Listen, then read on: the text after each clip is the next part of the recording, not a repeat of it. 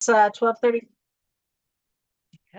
It's 12:35, and we will start April 17th, and we will start today's Ag Commission meeting. First order of business is a call to the order and roll call and any recognition of any guests. So Ari, are there any guests that we should identify? Not at this time. We just have the two Spanish interpreters on with us, Alejandro and Diego. Wonderful. Thank you and welcome, and thank you for your services, gentlemen.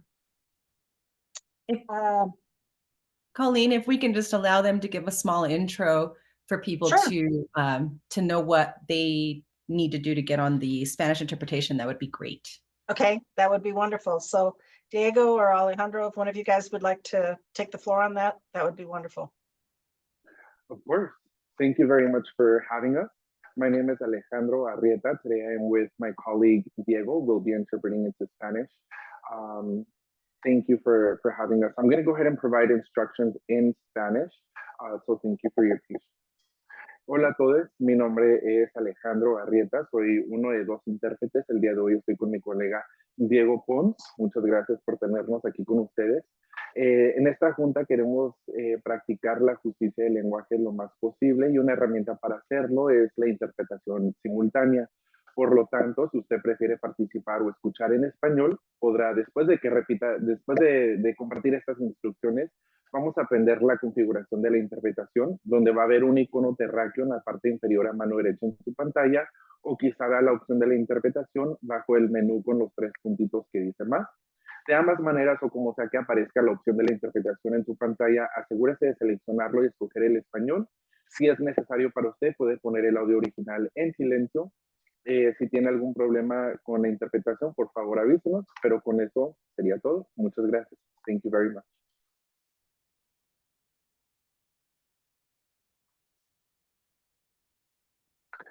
And with that, I'll ask the host to just turn on the interpretation so that we can get started.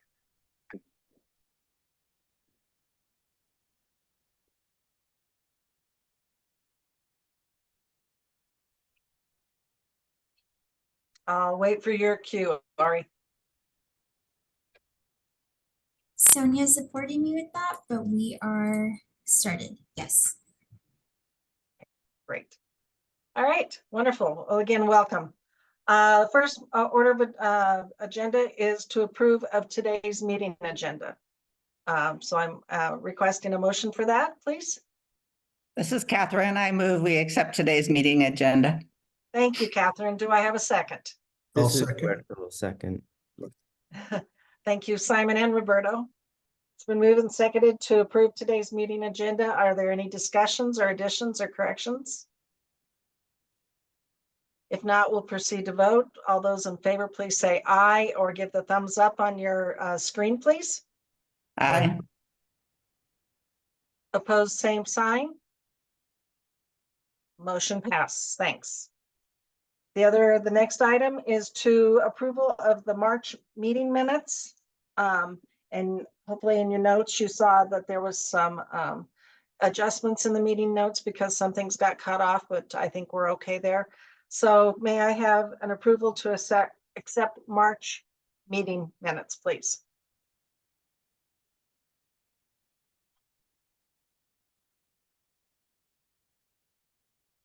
This is Catherine again. I move that we accept the meeting minutes from March. Thank you, Catherine. It's been moved. Is there a second?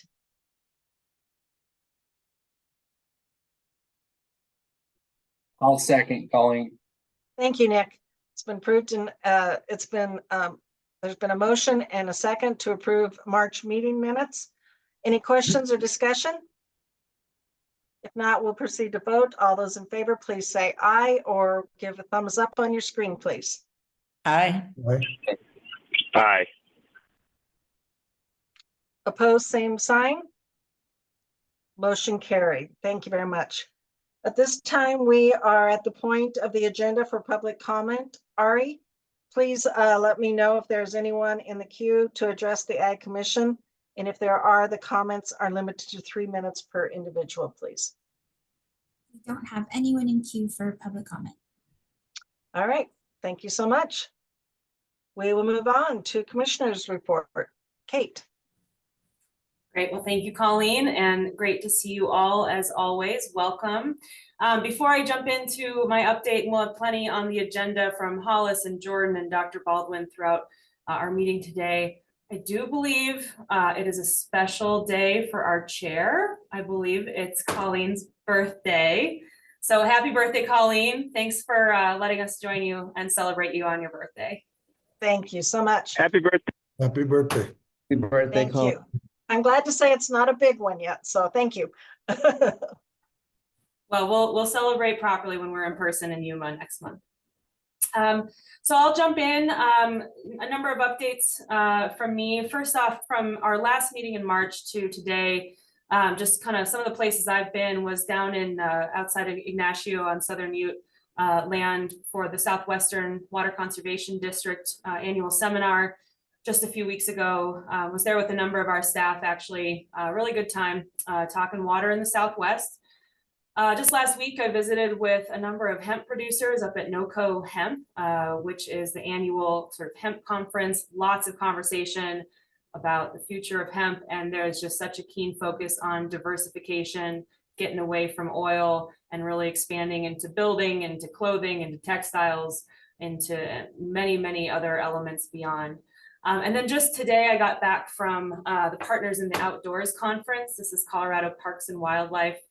Their annual conference is held up in Breckenridge. Really, really great event. Just seeing all the interest in people spending time in the outdoors, whether that's ag, recreation, hunting, fishing, supporting youth and getting outside. So really good conversations up there, and just appreciate CPW's efforts to bring folks together on that front.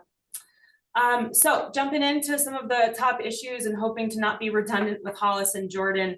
Jordan may join a little late, Colleen. He's down at the Capitol, but I think he will give us a solid update on where we're at in the legislative session. So I'll leave budget and legislative items to Jordan. I want to give you all an update on where we are on wolves. Obviously, there's been a lot moving on wolf reintroduction. As you all know, wolves were reintroduced in December. Back in November is when we signed our MOU with Colorado Parks and Wildlife. And since then, CDA has really been engaging in new ways when it comes to supporting livestock producers on the ground with coexistence, with living alongside wolves, and what this actually means for CDA. We are learning day in and day out. So since we last met, there have been now a couple of depredations, both in Middle Park and North Park. Along in the Western Slope, Middle Park kind of being the Kremling area north of I-70, North Park, being that north part of central Colorado up in Walden area up to the Wyoming border.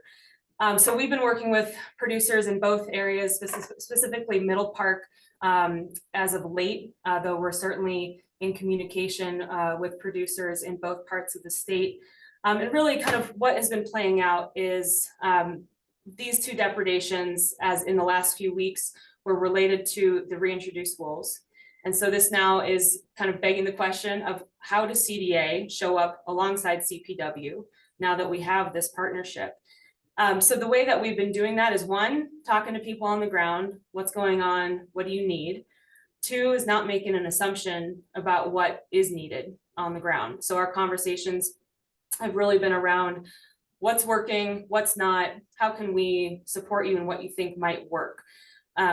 Through that conversation with Middle Park, and I should say specifically the Middle Park stock growers, they really felt that range riding support would be of benefit to their community. And a lot of that has to do with their geography, where people are calving, and kind of just how they saw the tools in the toolbox, so to speak, that might apply to them. So we've been working with the stock growers there to help provide very limited and time-bound support during calving season. This is an experiment. We haven't, as I mentioned, done this before, but there was a way for us to actually be very responsive in pretty much real time. It's about a week and a half ago that we started this conversation. So we're working to get basically a grant to the stock growers so that they can bring on somebody from the community to help them get through calving season and just have additional human presence on the ground. So you're gonna hear more about that, I think, in the days ahead and weeks ahead too, as we figure this out. But just want you to know this is an experiment. We're trying to show up in a way that feels responsive to what we're hearing, and we're gonna learn a lot as we go. We've offered the same up in North Park for consideration. We want to make sure that what we offer can be replicable in other communities. I should say the commonalities here, there have been depredations this year, this calving season. And there's an organization, Middle Park Stock Growers, in this example, that's willing to work with us in this way and figure out what this partnership might look like. So there'll be, again, more coming on that front. I'll try and keep you guys informed. Certainly at our May meeting, we'll know a lot more, but we're really trying to look at this, this calving season. Lastly, and Catherine, I see your hand. Jordan will fill you in more on this, but we are working to get the budget finalized. Our budget package includes those 3 FTE for our non-lethal management program. So this is also sort of a bridge into the permanent program that we are implementing just until we can build something long lasting. Sorry, just our interpreter come on. Wanted to make sure I wasn't speaking too fast. All right, Catherine, I'll hand it over to you.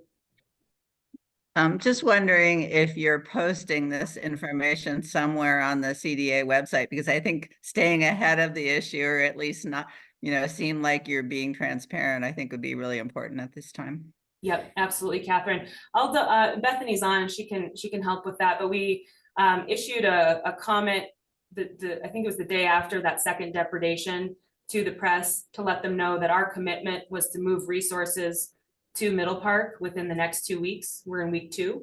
So I'm hopeful we're going to hit that commitment. I feel very strongly about meeting that. And then we will issue a press release once resources are moved. And we've been working with the stock growers on how to kind of manage press so that if they get requests, they won't be caught off guard either. And so from someone through the American Grass Fed reached out to me, and I declined to comment because I don't want to get in the middle of it. I graze up there, so I just don't feel like it's a good place for me to be. But again, I don't know if their press releases, and Bethany, you can probably, they posted after their release somewhere on the website. I just think making it really easy for people to find information from the Department of Ag, not necessarily through the wildlife, would be helpful. Yes, they are posted as soon as they are released to the public. If you scroll down our website, they're a little hard to find if you're not used to going all the way down. We're currently in the process of looking at redesigning our website so that press releases are a little bit more front and center for those kinds of things. But we can continue to talk about this within our comms team about how to get information out to commissioners and others so that you guys have information as soon as it's out, just in case you're not always checking the website to see what the latest press release is. And Olga does forward all of our press releases to each of you commissioners immediately after we send them as well. I know those can get buried, but just as another place to find that information. But Catherine, point well taken. Parks and Wildlife is also updating their websites, and our communications team are very much in touch and coordinating right now. It's another place we're learning a lot is we've never quite coordinated like this with another agency. So we're figuring out our gaps, how we're used to doing business, and how we have to kind of adapt to do it together. Any other questions or comments for me on this topic? Kate, Simon, how many have been reintroduced in Colorado? I was asked, it's probably on the website, but. Yep, so there were 10 wolves reintroduced in December in Okay. two different days. Thank you. Yep, thanks, Simon.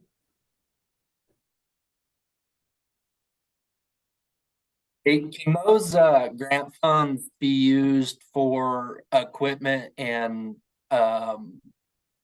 flagging and things like that to these producers, or is it strictly for labor stuff? No, it's inclusive of equipment as well.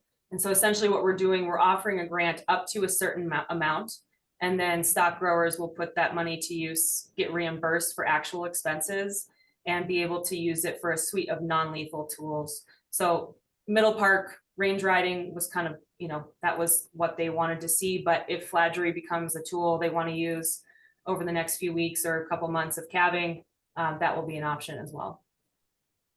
And then Nick, just to that point, I mentioned this briefly, but you know, this is kind of a one-time this year deal. And as we stand up our program, we'll also take lessons learned from what we're doing over the next couple of months to know where we might need more resources, because we're kind of doing all of the above for non-lethal in our permanent program as well, knowing that no one size fits all, and we want a toolbox that's flexible so that producers and communities can deploy the tools they see fit for their production or their community as well. I think that's pretty important, keeping those funds be flexible, just so people can be innovative. I mean, with all the new technologies that are coming online with, you know, vents and all the animal monitoring stuff, I think keeping those funds as flexible as possible so they can try stuff, I think is key. Great. Appreciate that. Thanks, Nick.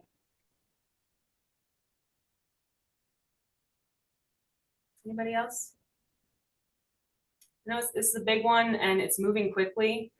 So if you do ever have any questions about what we're doing, what CPW is doing, what's going on the ground, don't hesitate to pick up the call or pick up the phone and give us a call. Happy to chat through it because it is moving quick. Okay, moving on. I am very excited to announce that we've brought on 2 new regional assistant commissioners. So they'll be joining George and Joe. So we'll have all 4 RAC positions filled. And for folks, as a reminder, who are hearing this term for the first time, regional assistant commissioner, these are positions, part-time positions we created last year, built for working farmers and ranchers. They're place-based, so these folks keep running the farm and ranch and work for us about 5 to 10 hours a week, representing CDA and representing their community with us. So we are having both Riley May from Southeastern Colorado and Nick Purchase from Pueblo County joining our team starting May 6th, so just in a couple weeks. So can't be more excited for these 2 folks to join us. I think many of you probably know them. Nicole, she's worked in ag, both running her own operation, diversified farm outside of Pueblo, serving in all kinds of organizations, currently as a member of the board for Local Farm Bureau, as well as vice president for Rocky Mountain Farmers Union. She's got fruit, she's got meat, she's got dairy. She's just so heavily involved in ag, both in urban and rural. So I know I've been communicating, we've been looking for Eastern Plains and urban, and I think you'll see that we've got really great representation of both. Riley May grew up in Lamar on the family farm and ranch. He's now running a lot of the business and his own irrigated farm. He's heavily involved in really neat conservation efforts, including the Bird Conservancy bird certification program. He works on a carbon offset program on his family's property and is also heavily involved with cattlemen's, with Farm Bureau, with Farmers Union. So it just got great representation to join our RAC crew. And again, they start May 6th and I'm sure they'll be hitting the ground running and probably already have, just given all they're already engaged with. So please reach out and tell them congratulations if you know them. If not, we'll make sure that they are able to meet you, ideally next meeting in Yuma or out in Ray, I should say.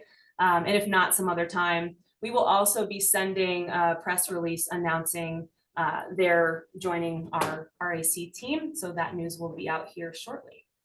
But really excited about that. And thanks for all your help as well. Colleen was in on the interviews, Nick and Roberto, you were huge with outreach. I know others helped get the word out. So just thank you for your support and finding great folks. Any questions or comments on RACs? And I've just got a couple more updates. Okay, super. My last couple things.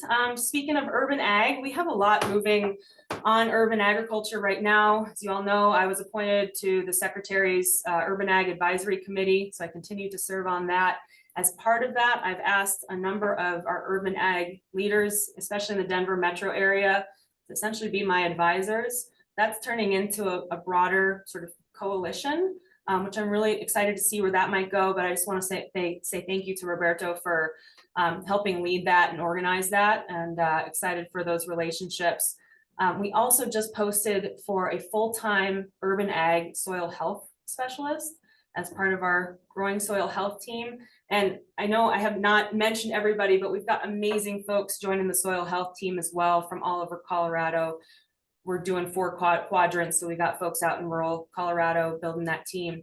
But this new urban ag soil health position is open, so please spread the word. And then lastly, we're working closely with our federal partners, NRCS and FSA, about how we can work together to expand technical assistance across the urban parts of Colorado. So much more to come on that front, but want you all to know we're making really meaningful, I think, investments in relationships and our technical support on the urban ag side. And then lastly, just upcoming for me, I'm going to be traveling abroad to Costa Rica next week, doing a lot of regenerative ag tours. I'll be on a panel down there with a number of Costa Rican ag leaders, and we're hosting a business roundtable with a number of large import and export companies to talk about expanding our business together. When I get back, I'll be hitting the West Slope, and then very much looking forward to our May meeting out in Yuma County and on the Eastern Plains. So that is it for me, Colleen, unless there's any questions.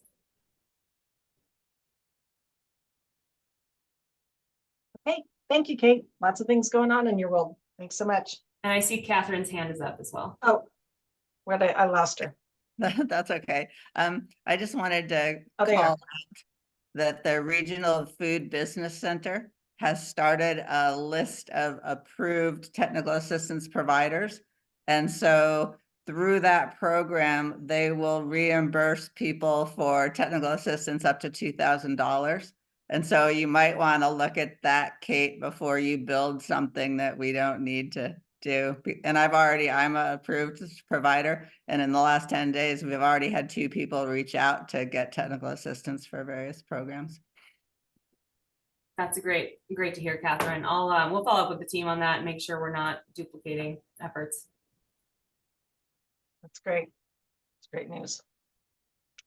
All right, anyone else? Okay, moving on. Jordan, thanks for joining us. Yeah, it's good to be here, and hi everybody. It's good to see all of you. We are now officially 3 weeks out from the end of session. So not a whole lot of time left, but still a lot to do. The first kind of update is the budget passed both the House on the 12th last week, or the Senate last week, and then the House repassed in the House yesterday. So that should be moving on to the governor for signature here shortly. So that'll lock in all of the additional budget items for the department for this year. So that's really good news, and we can kind of move forward on those fronts. All of our agenda bills are still outstanding. The 3 tax credit bills that we're working on are still in the House. We're waiting for kind of larger negotiations around all of the tax credit bills to get kind of hammered out before those start moving. We do anticipate that all of them will move through the process, but again, they're kind of held up in the House.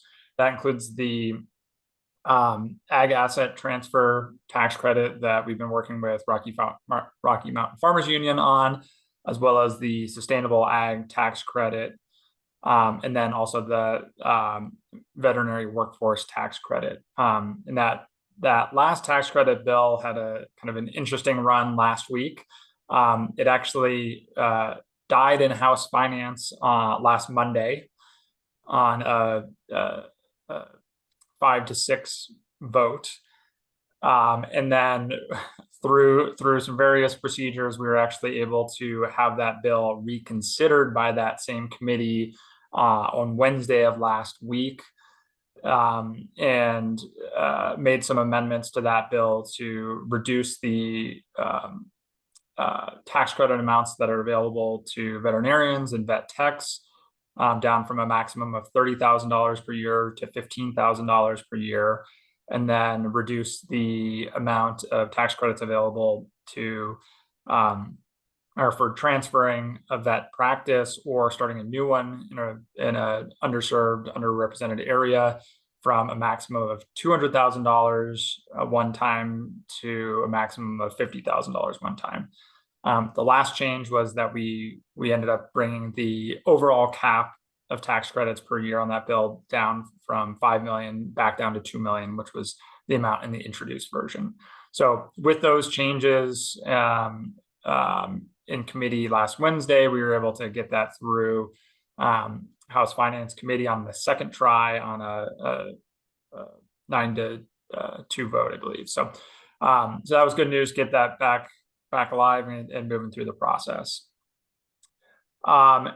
Then all of you should have gotten an email from myself Monday night regarding our last agenda bill that we're going to be working on for this session. This is the bill that will formally create the Division of Animal Welfare within the department.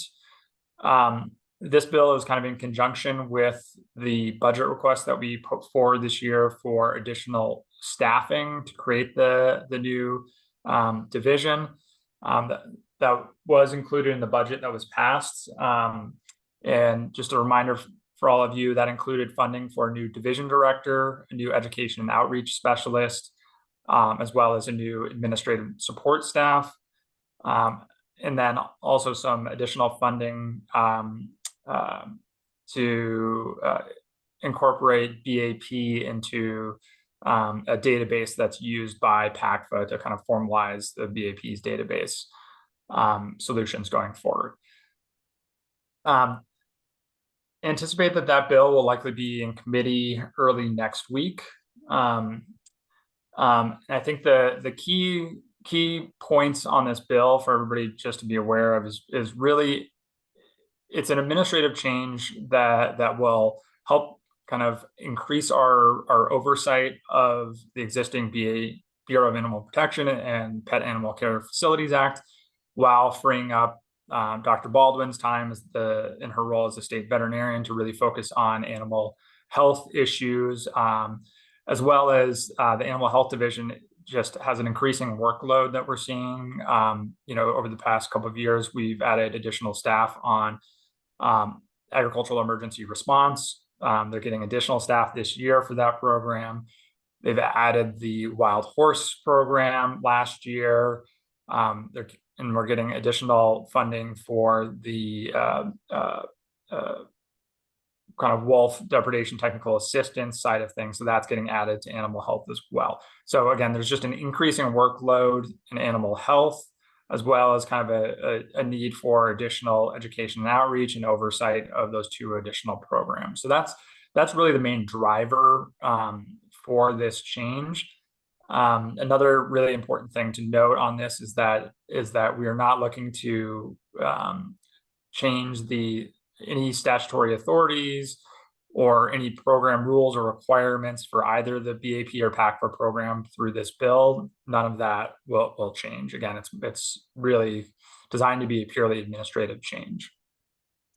The last component of the bill, which you won't necessarily see in the introduced version, it will be added likely in the Appropriations Committee, would be a $200,000 appropriation that would be for the next 3 years to really focus on equine welfare and increasing that throughout the state. The goal and the plan with this funding would be to largely support existing organizations with either existing programs or new programs that help with education outreach or emergency feed, vet care, or shelter for equines in the state. And one of the main reasons for pursuing this is that, with our BAP program, when they're dealing with complaints or investigations regarding kind of individual horse owners, oftentimes some of the challenges that they see are that folks, hit hard financial times and are unable to provide kind of for that basic care of their horses. So with this funding, kind of the goal and the hope with that is that we would have some tools that we could, one, prevent any harm to animals that are in these type of situations, and then two, really prevent those situations from escalating to a point where there would be a potential civil or criminal violation that's occurring for neglect or abuse. And so really do see that component as really a win-win for everybody, and really hope to see that move forward as well.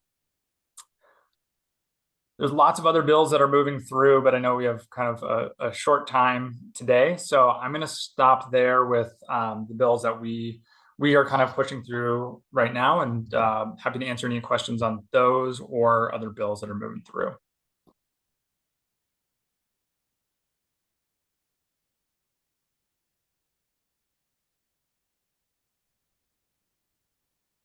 Jordan, I'd just like to say thanks for sending out that email. It's really nice.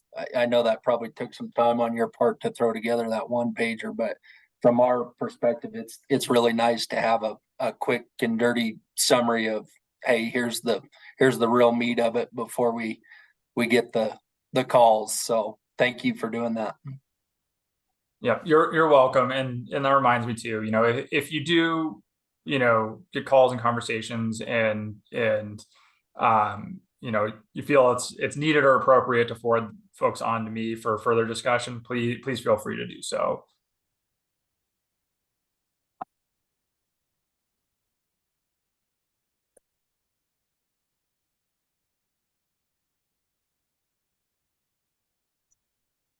Yes, I would agree with Nick. Thanks again, Jordan, for sending that out. That gives us some good information for us to share if we are questioned. So I appreciate that. Were there any questions for Jordan before we move on? Okay, operations update, Hollis. Great. Thanks, Colleen, and happy birthday. Starting off again, just kind of with some notable key positions that we've either filled or about to fill. As Kate mentioned, the Urban Agricultural Specialist and the two new Regional Assistant Commissioners. In addition, we are still looking to hire a Senior Programs Manager for the Markets Division. This was previously held by Amanda Laban, who now became the Division Director. So this one just recently closed, and we're in the interview phase throughout this month. This position is really going to be overseeing and focusing on the ag workforce development and the food systems programs. So we're really excited to provide kind of additional resources, staffing, and perspective in this position in that markets division, because a lot is going on in that division. Also, we are looking to secure a new OIT director. Right now, we have a great OIT director on an interim basis. So we'll be working to see how do we secure that OIT director. I know that one doesn't sound as exciting as a Senior Programs Manager and Urban Ag Specialist, but believe me, that is a very, very important position for assisting to CDA in our daily operations with our IT needs and the future planning of all the tech needs that this agency has. Also on the personnel front, I want to just provide a little bit of updates to the commission on something that will be happening here at the beginning of the next fiscal year, and it is regarding what we call kind of the step pay increase for state employees. So you may have heard of this or you may not have heard of this, but under the collective bargaining agreement with WINS, which is the state employee union organization, the state has agreed that they would be developing, implementing a step pay increase to all employees based on their years of service within their respective classes.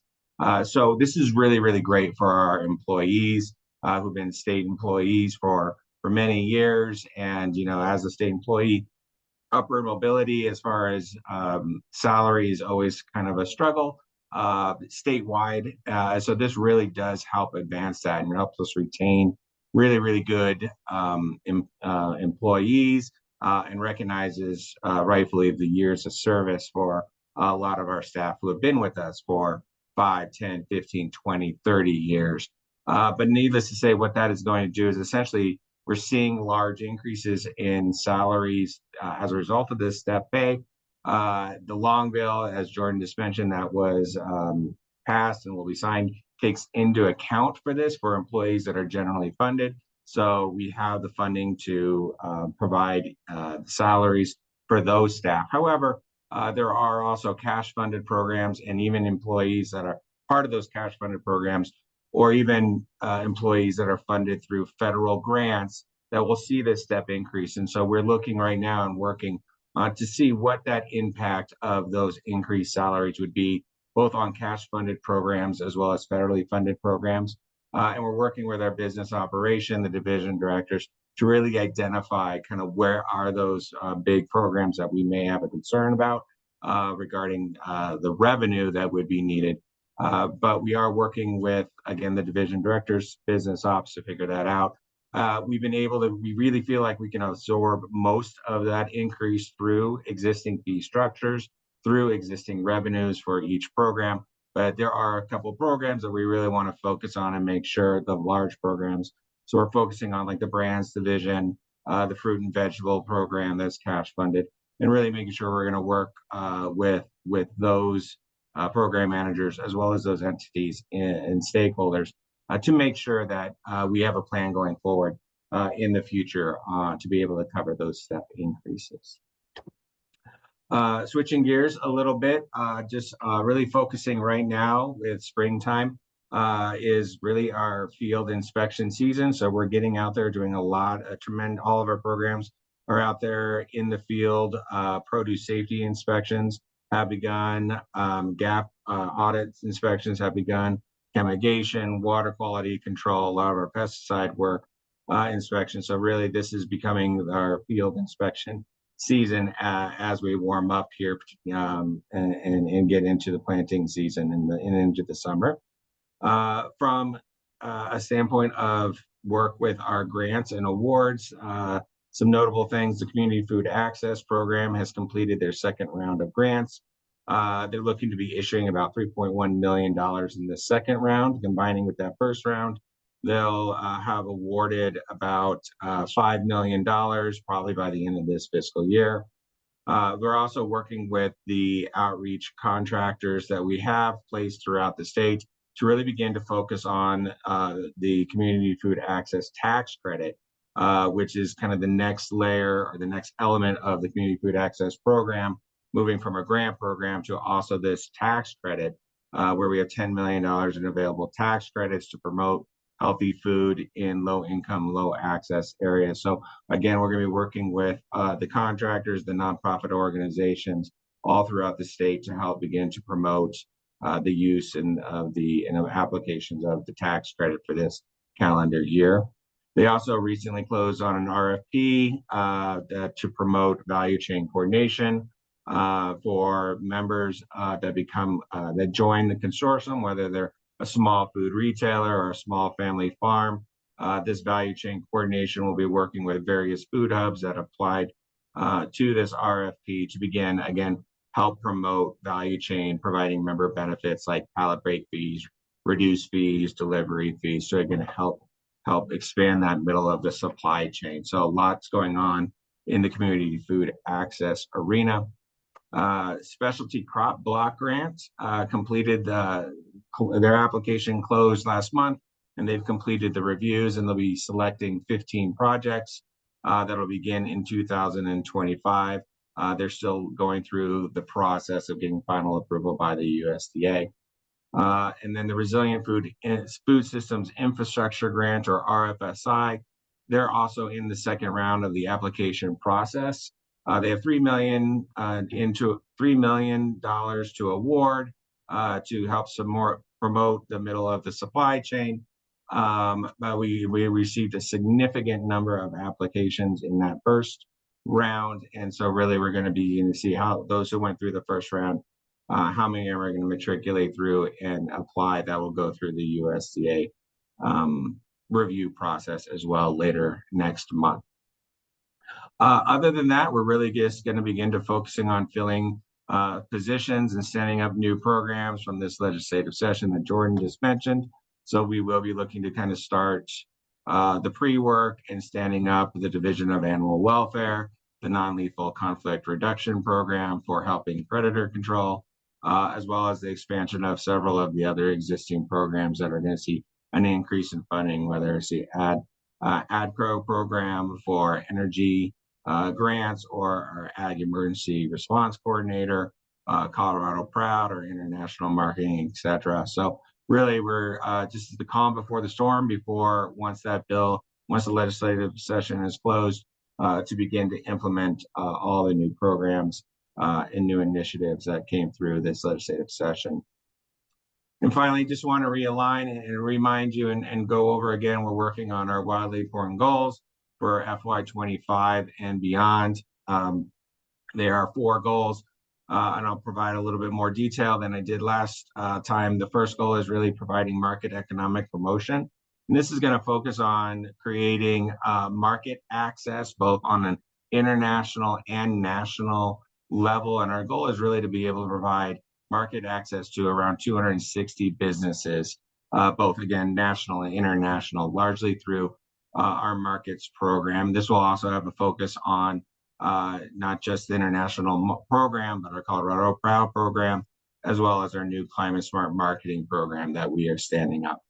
Our second wing is really to begin to focus on the next generation of ag leaders and continuing to build out that network of ag leaders through internships, scholarships, or direct leadership education. Our goal is to improve and connect leaderships of 670 emerging ag leaders in the next 3 years.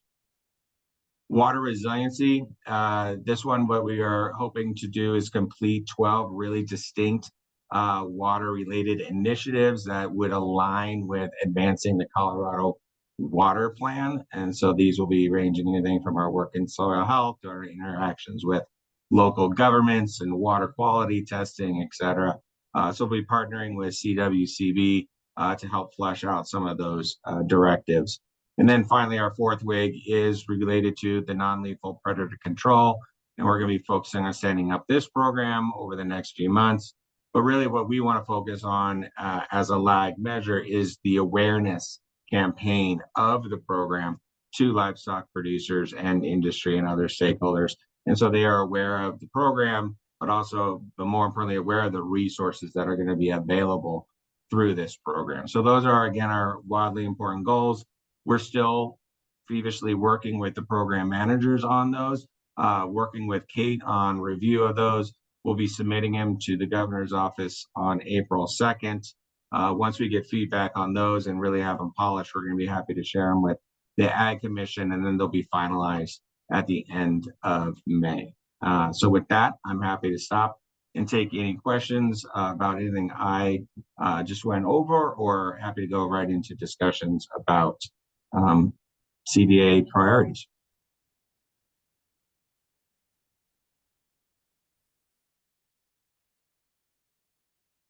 Any questions for Hollis? Great, thanks.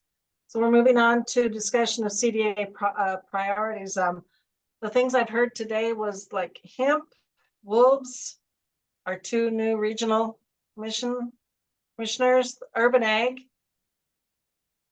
budget, division of animal welfare, hiring positions, the wildly important goals, field inspections, grants, awards, specialty block grants.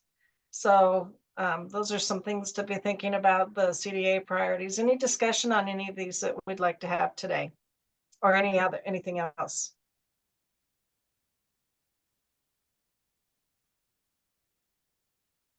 You guys are doing a wonderful job that you're leaving us all speechless.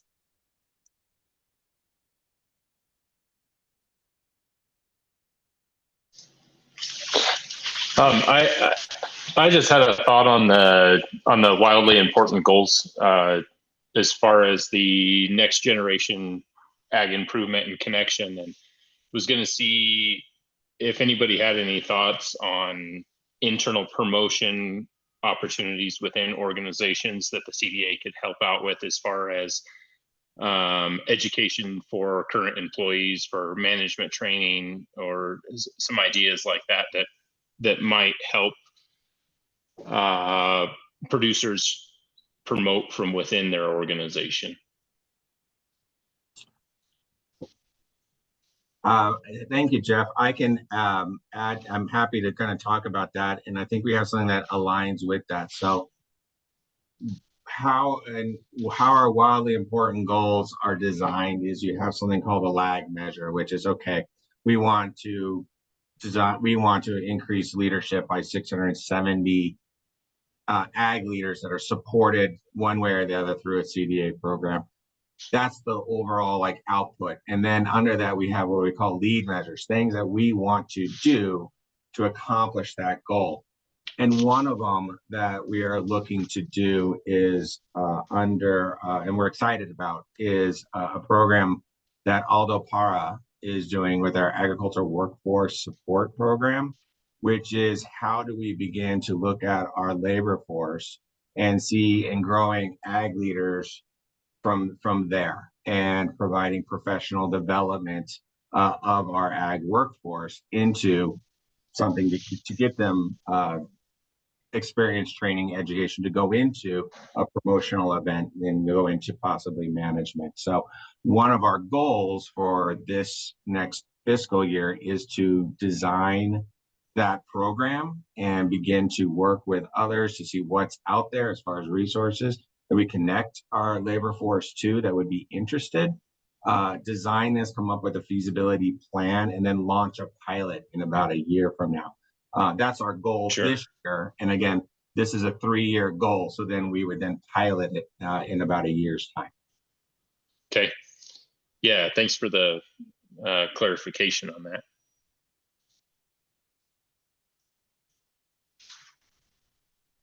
Great question, Jeff. What other priorities are we thinking about today?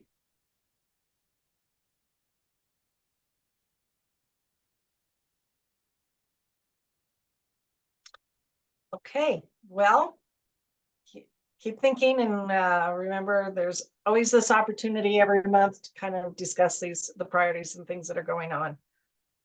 Moving on, outreach opportunities from Bethany. So thanks, Colleen, and thank you all for who were able to attend last month. If you weren't able to come to the public community forum, we sure missed you, but you'll have another opportunity in the future again. And it was great to see everyone in person in March. And so we're working hard on what next month's will look like. So in the meantime, I am pulling together some of our outreach opportunities that are happening around the state. I hope to get that out here in the next couple of days. And then we are finalizing where we're going to be holding the next public forum. So I think it's very likely that it will be at the 4th and Grill in Ray, and then roll into dinner for you guys that evening of Tuesday, May 14th. And then another communication that I want you guys to be on the lookout for is we are doing a couple of field visits earlier in the day, which we would love to have you join us for if you're available. So I'm going to be sending out an invite only for a couple of the locations. And so Commissioner Greenberg will be getting out and visiting with a star field producer, with one of our FFA chapters in the area, also going to grain co-op, and potentially meeting with brand inspectors if we can still pull that together. So lots of opportunity. And so if you are able to jump in at any point and join us, we'd love to have you. So I'll be sending out that information. So just keep an eye out. So it will be a very packed 2 days, but it's always good to really, wring as much as possible out of your time when you're traveling, especially those of us who are going to be driving, 4.5 to 6 hours into these places. So just really want to make it worth your while and be able to get you connected to the great work that's going on. And also special thanks to Colleen, Ari, and David for the brainstorming session of where to go and what to do. And so Ari will, of course, be in more contact with agendas, but I'll be your point of contact for the field tour and then the public forum. So if you have any questions on those, please come to me. But they're shaping up to be a really good and exciting opportunity. So I hope to see you guys in Ray in just a few weeks. Okay, thank you, Bethany. Any questions for Bethany? All right. Well, we're moving right along. It looks like we have built in a 5-minute break. So it's 1:24. So let's come back at 1:30. Give you an extra minute there, and then we'll continue on with Roberto's presentation for us. So we'll see you in 6 minutes. Start recording again. Great. We will come back to the meeting. Thank you so much. We're going to move on to, so last month, Roberto in his commission update brought up some really good questions in regards to some issues with healthy school meals. And so he's going to give us a short presentation on information about healthy school meals for all. Great. Thank you, Colleen. Yeah, so if you remember last month, I was sharing some information about things that we are hearing from some of the producers that were working with us with the Food Hub to help meet the demand that the Healthy School Meals for All policy initiative was going to create. And there are some challenges that are facing Healthy School Meals for All that have kind of paused the approach to really implement it and really take this into a streamlined approach for the school years 2023, 2024, and so on and so forth.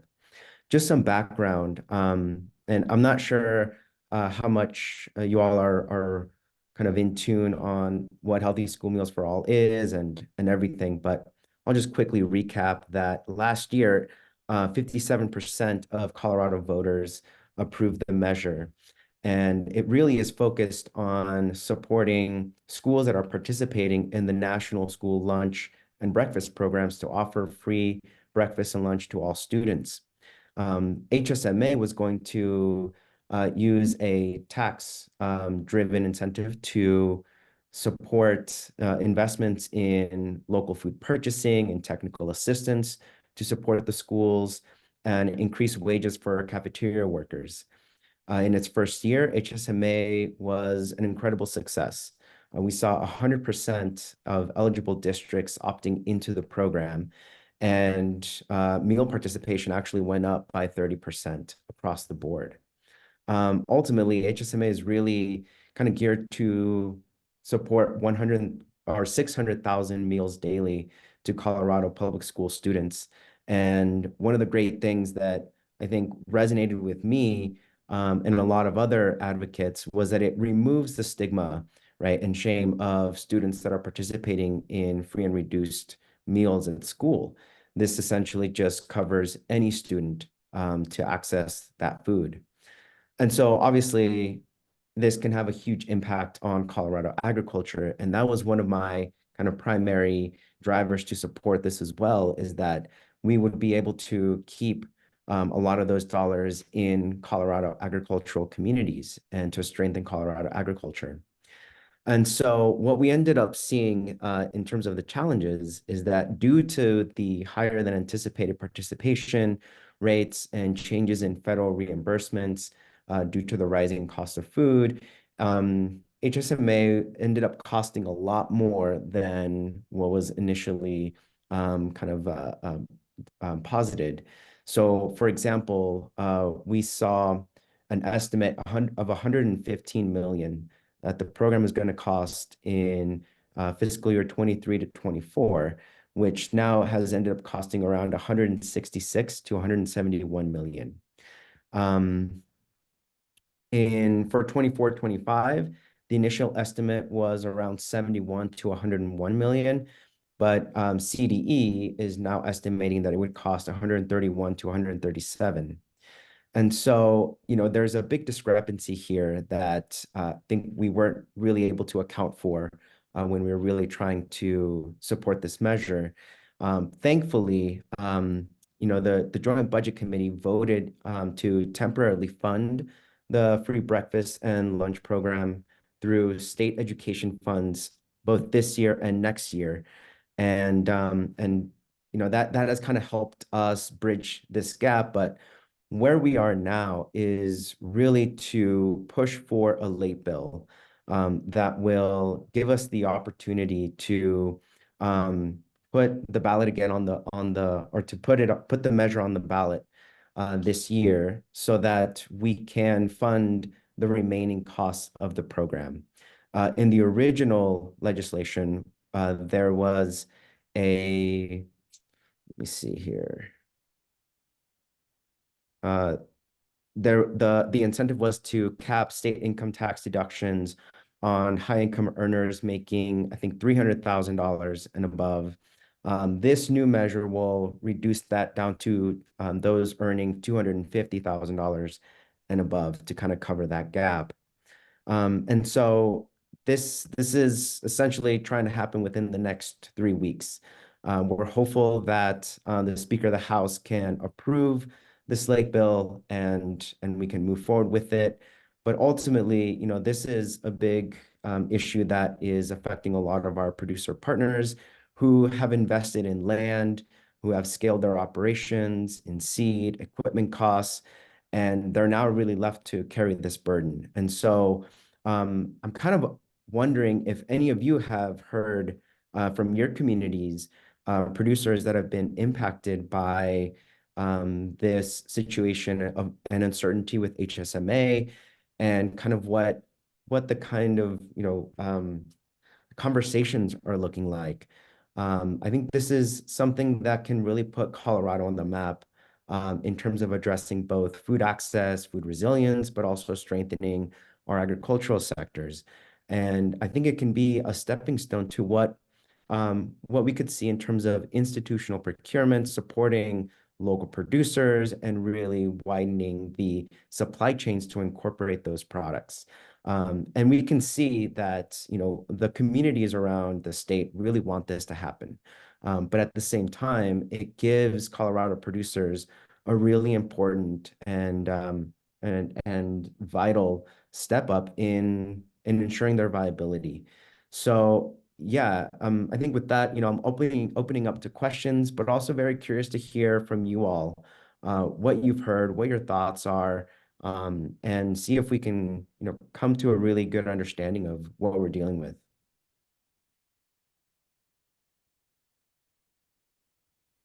Yeah, Catherine. There we go. Yeah, we just spoke about this. So I guess it's a couple of months ago now with Kay Davis when we got together in a farmers union meeting. And over here, I don't think anyone had outlaying expenses that they were worried about from the delay of the program. And everyone was just sort of willing to be patient till it could move forward. But again, I agree with you completely. It could really help establish those chains for institutional procurement and local farmers. So people want to see the program implemented, but understand that there's some roadblocks that sort of our system of governance and funding things has run into issues. Yeah, definitely. George.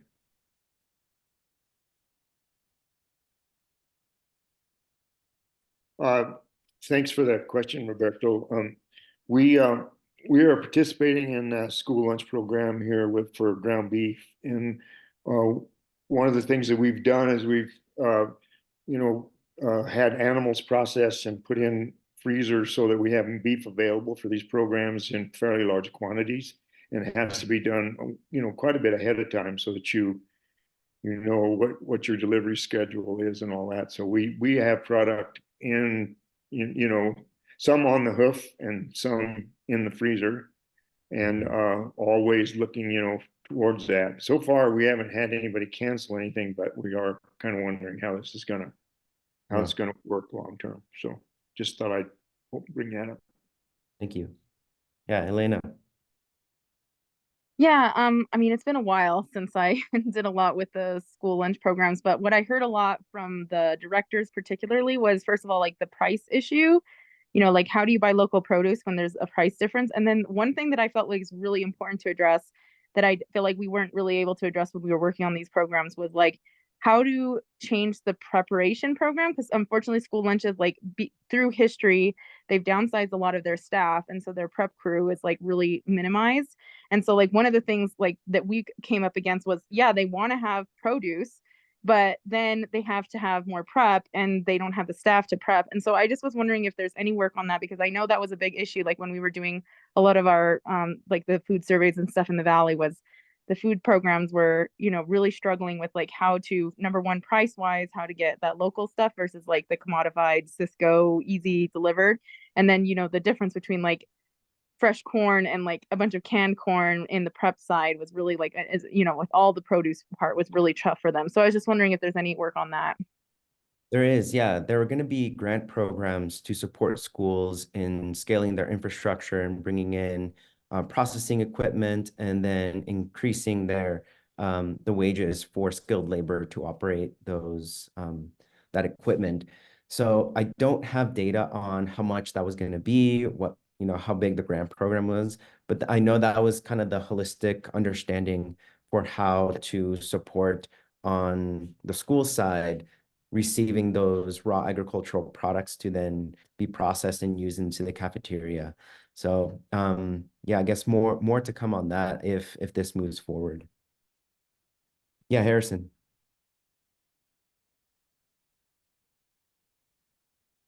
Sorry, I've been cutting in and out. I was having some technical issues. You had just asked how it was impacting us, and I can just say for fruit growers, we ourselves, and I know many of my peers, were looking forward to increased school buying as an outlet for August and beyond peaches as well as apples, and so it is a pretty big hit, I think. And just generally speaking, I think our eyes have been open to the importance of institutional buying in Colorado across the board. And I may have said this before, but when it comes to local produce,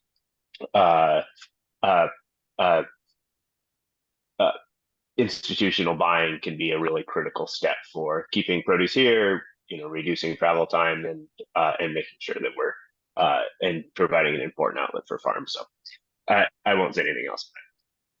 Thank you. Elena, George, did you both have other comments to make? Elena, go ahead. Yeah, the other question I had, it's related to what I was bringing up before, but the other concern that was brought to us often when we were doing the work with the school systems was the issue of like, how do you make these purchases in one place? And I know the food hubs, that was like really a push for the food hubs. And so I was just wondering, like, does any part of this look at that part of like, how do you like, how, like, that's why, like, I worked in food service as well. This is the reason Cisco and all these places have a leg up, right? Because like you go one place and you can literally order all your dry goods, all your produce, everything in one order. And I'm just wondering, is there like looking at something like this, but like for Colorado produce for schools? Because I also heard that a lot from directors of the issue of like, do we talk to each farm? Like, how do we get this there? So I was just wondering what work is being done on that part as well. Yeah, I mean, that was a lot of the work that we were doing, just working with nutrition service directors, getting information and data from CDE, and then doing production planning with the farmers, right? And I think that was kind of like the missing piece of like just coordinating the supply and the demand to make sure that we can get the food there. So a lot of that work we were kind of taking on ourselves to try and map that out. Granted, it wasn't for the whole state. It was just for the regions that we were able to access. But, you know, you bring up a good point, and this is something that I'm kind of looking at the Community Food Access Program as a model. You know, what if there was a kind of consortium of schools, so to speak, that also leverage value chain coordination and technical assistance in that manner for institutional purchases and institutional procurement. So it would be cool to kind of see how those two things can really align and consider, you know, this really amazing opportunity with schools to really fill in the gaps and maybe think about a program that is informed by the community food access kind of strategy and approach to make this a success for institutional buyers. Yeah, Harrison. Is BOCES in the loop on ideas like that? I mean, that is essentially what BOCES is. Yeah, I've been trying to connect with them to kind of get their take on things. I'd love to get a little bit more information. But yeah, it would be really cool to see, you know, what from their perspective, what the kind of model is, what their strategies or approach, or what their recommendations are. Do you work with them? Have you worked with them? when I was at Farmers Union, we would do stuff with them occasionally, but never when it came to like actual logisticsy stuff. At the, on the tail end. And I know that they take a much more sort of commodity approach to it.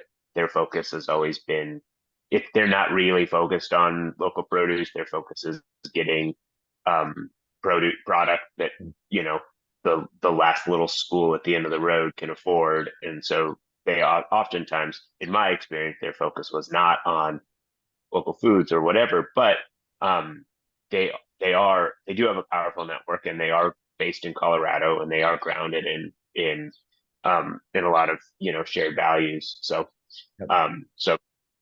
yeah. Cool. Yeah, I mean, I think that's another topic of conversation that we're looking at, is like what would a kind of GPO model that's focused on local, supporting those farmers and really aligning on the aggregation, distribution, but also compliance and requirements and food safety and insurance, and just kind of ticking all of those boxes to make it easier for both producers and districts to connect.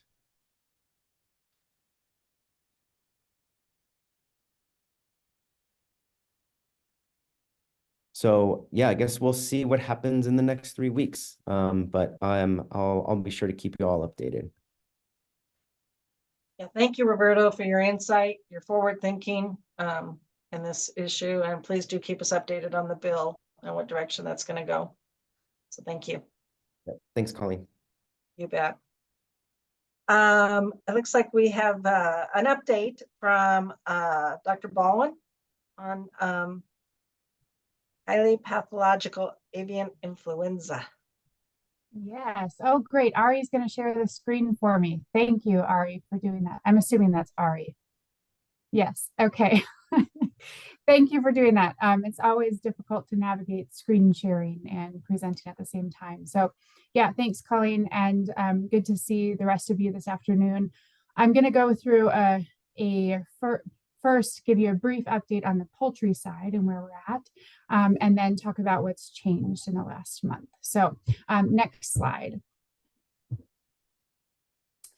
So just to ground everybody again on what we're talking about. So highly pathogenic avian influenza, it's an avian influenza virus that we see, typically we see these in all sorts of different variations that are carried by waterfowl and shorebirds primarily. And they're in North America, what we look at is these flyway systems. And we see introduction of the virus. And as you all know, we've seen over the last couple of years, as the birds migrate north and south in those flyways. This causes disease, severe disease in poultry, in our chickens and turkeys and those types of birds, causing more than 90% morbidity, mortality. And from time to time, historically, we have seen occasional spillover into other mammalian species, including people. So we may have zoonotic potential, including people. Next slide. So this is what the last couple of years have looked like.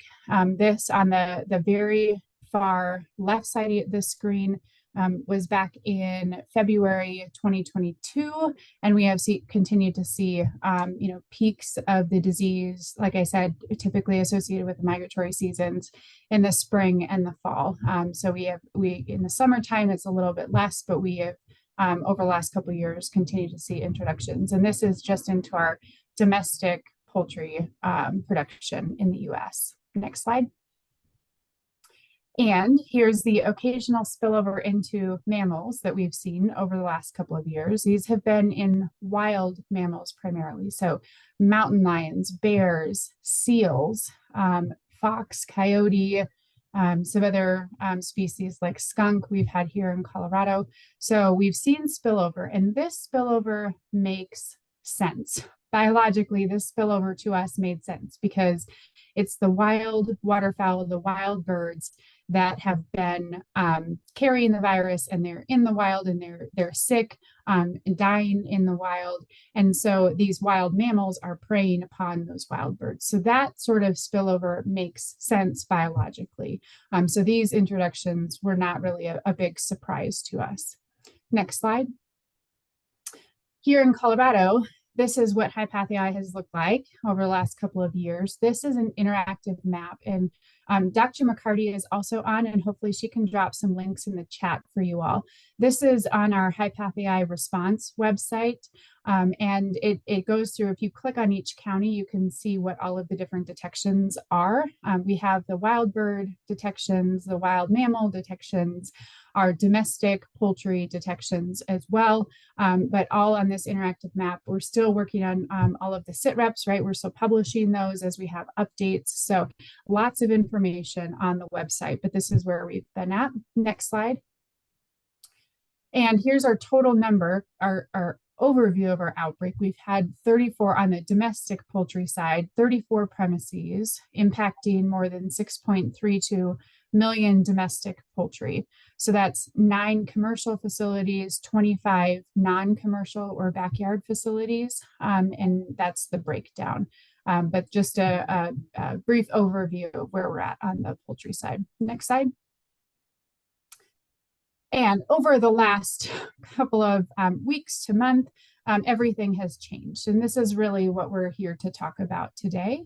It's the important thing that has been in the news, and we wanted to make sure you all had relevant real-time information. Next slide, Ari. So in March 2024, and sorry, Ari, I had some of these have animation, so just click the next one. We started to see a syndrome appearing in dairy herds in Texas and Kansas. And I think you can click probably 4 or 5. Yeah, and then so the clinical signs that they were seeing, they had decreased feed consumption, which led to decreased rumination. We had a decreased milk production, subsequent decreased milk production. And they were producing, the milk they were producing was thicker, almost colostrum-like milk. And they also had abnormal feces, low-grade fever to a certain degree. So they were seeing this in, at that time, mid-lactation dairy cattle, and couldn't really figure out why. They did a whole bunch of testing. All of the routine testing that they were doing at that time came back inconclusive. We had a lot of national calls about this. You know, there was a lot of suspicion, what's going on? Why are we concerned about this? What can we do about this?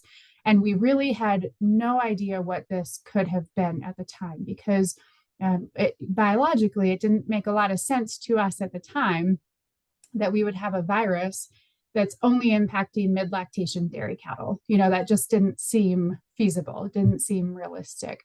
But if you think about it in a practical standpoint, dairy cattle are one of the populations that is most monitored. They're being milked 2 to 3 times a day. They've got really good data on their feed consumption, water consumption, their productivity. Some are monitoring, you know, rumination. So there's a lot of data, and they're really closely monitored population. So you can click 2 more. After all of the routine diagnostic testing came back inconclusive, somebody said we should maybe test for avian influenza. And in fact, they did. And March 25th, 2024, so not even a month ago, they did confirm in Texas and in Kansas, 2 dairies in each state, they confirmed detections of highly pathogenic avian influenza. Next slide. Click 1 more. So this is the very same strain, H5N1, and the specific clade is 2344B. This is what we've been seeing circulating in our wild bird population for the last 2 years, what has been impacting our domestic poultry operations for the last 2 years. And this is what was confirmed in these Texas and Kansas dairies. They do believe the initial introduction, of course, was from wild birds, and genetic sequencing and epi investigation. They concluded in Texas that that was likely the initial introduction was from wild birds. The exact mechanism is unknown. So was it direct contact with the cattle and wild birds? Was it direct contact with the birds and their feed, and then the cattle consumed it that way? They're not really sure what the mechanism was from wild birds to cattle, but the initial introduction was from wild birds. Ongoing transmission is where it gets a little bit more challenging. because, and the next slide I'll show you in a second here, we've continued to see cases of this. And what they suspect is we're now seeing cow to cow transmission of this disease, which is paints a very, very different picture of this virus and of what we might expect to see in the future. If we have potential sustained mammalian transmission, that changes the ballgame entirely on this outbreak. What's really interesting is that in these dairy cattle, the milk has really high loads of virus. The amount of virus that we're detecting in the milk in these lactating dairy cattle is sometimes higher than what we've seen in our poultry and higher than what we've seen in the wild birds that have been affected. So that is really interesting. They don't know why there's such a predilection for this particular virus associated with the mammary glands or the milk. We haven't figured it out. There's a lot of research currently going on trying to give us a clear answer to that. But that is one of the concerns. And then click one more. Yeah, this is the other thing. You guys might also hear this referred to as bovine influenza A virus. That's what some industry groups have decided to call it to really identify it as specific to bovine. It is highly pathogenic avian influenza. That's the actual virus type, H5N1. This specific clade is highly pathogenic avian influenza in cattle. Bovine influenza A virus is also correct because it is an influenza A virus in bovine. But just so you know, if you hear either of those terms are correct. Next slide. So as of April 11th, so this was 6 days ago, there were 8 states affected and 28 dairy premises affected total. This is on USDA's website, and Dr. McCarty can drop the link to that website as well in the chat. But they are trying to keep this updated as those detections come in. They're trying to update that daily. Next slide. So the other key piece of this is that there was a human case of H5N1 that was detected on a dairy worker on an infected premises in Texas. The only symptom that this individual had was conjunctivitis, so inflammation of the tissue around the eye. And they had a public health investigation at this facility because some of the workers were demonstrating clinical symptoms that could have been consistent with avian influenza. Historically, they have not associated conjunctivitis with avian influenza, but in this case they did. They swabbed the conjunctiva, they found the virus, and they also found it in a nasal swab. So it's important for us to remember the One Health aspect of a disease like this that is also zoonotic, also has other mammalian spillover. There's ongoing work to determine what the potential risk for transmission is to people. Next slide. What is a disease response? So USDA, this is classified as a new and emerging disease. They've stood up a national incident coordination group. They're providing guidance to states and industry members. There are a lot of things that are rapidly evolving. So they're trying to provide as much real-time information as they can. But there's not a lot of, I would say there's a lot of really good information that they're giving on the website, and there's a lot of good information they're providing to us states, but there's not a lot of research yet that tells us all of the details we need to know. So they're doing the best they can with the information that we have. They've also given out movement recommendations for cattle. So the current recommendation is don't move unless necessary. And if you are moving, do pre-movement testing. And we're going to be updating our website soon to include information on what that pre-movement testing would look like. In Colorado, it is a reportable disease. Oh, sorry, Ari, go back one more. In Colorado, it is a reportable disease. We have developed a protocol for testing. We're working on information sharing with our industry partners, with state and federal partners, working closely with CDPHE as well on the human side. And it's a rapidly evolving situation. So hope everybody bears with us as we kind of get our feet under us and work with this. Across the board, about 20 states have implemented import requirements specific for high path avian influenza in cattle. We are currently working on a requirement for adding a statement to a certificate of veterinary inspection, which is required for movement of cattle across state lines. And we'll be updating that on our website hopefully soon. Next slide. A few key points, and these are all on our website as well, which is at the bottom. You can see there. The commercial milk supply is safe. We've got the pasteurized milk ordinance in place. Pasteurization historically has been effective against viruses and bacteria, including influenza viruses. There is some research going on right now with this specific virus because we're seeing such high viral loads, but in general, pasteurization does kill viruses and bacteria. Biosecurity measures, of course, are critical. We've got some good biosecurity guidance that what you see, the screenshot you see on the right-hand side of the screen is recommendations that came from AABP, which is the American Association for Bovine Practitioners, and NMPF, which is National Milk Producers Federation. And they've got a really good guidance document for producers. They actually have a webinar going on right now. It just started at 2 o'clock to give information to producers for biosecurity. If producers suspect this in their herd, contact their herd veterinarian. If veterinarians suspect high-path avian influenza, contact our office. We'll go through guidance on testing. And it is a rapidly evolving situation. So stay tuned as we continue to work with this. And I think one more slide, Ari, is just questions, if anybody has any.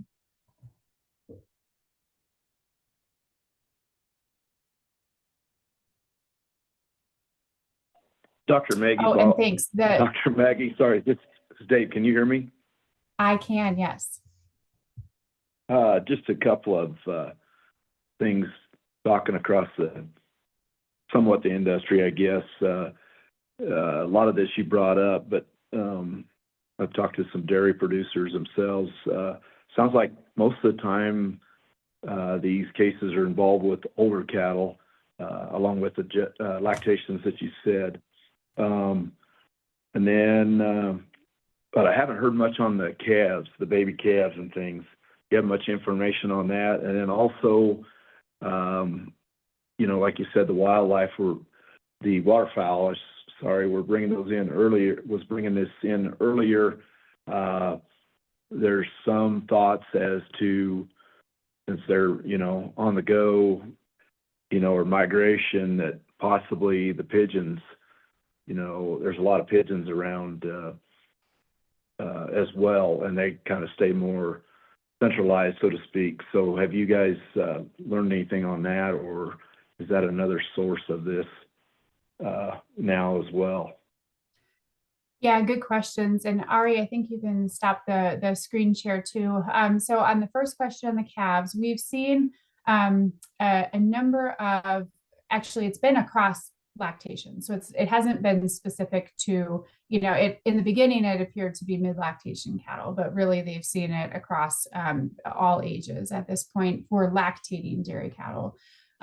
Calves, we have not had, to my knowledge, any calves with high-path avian influenza detected.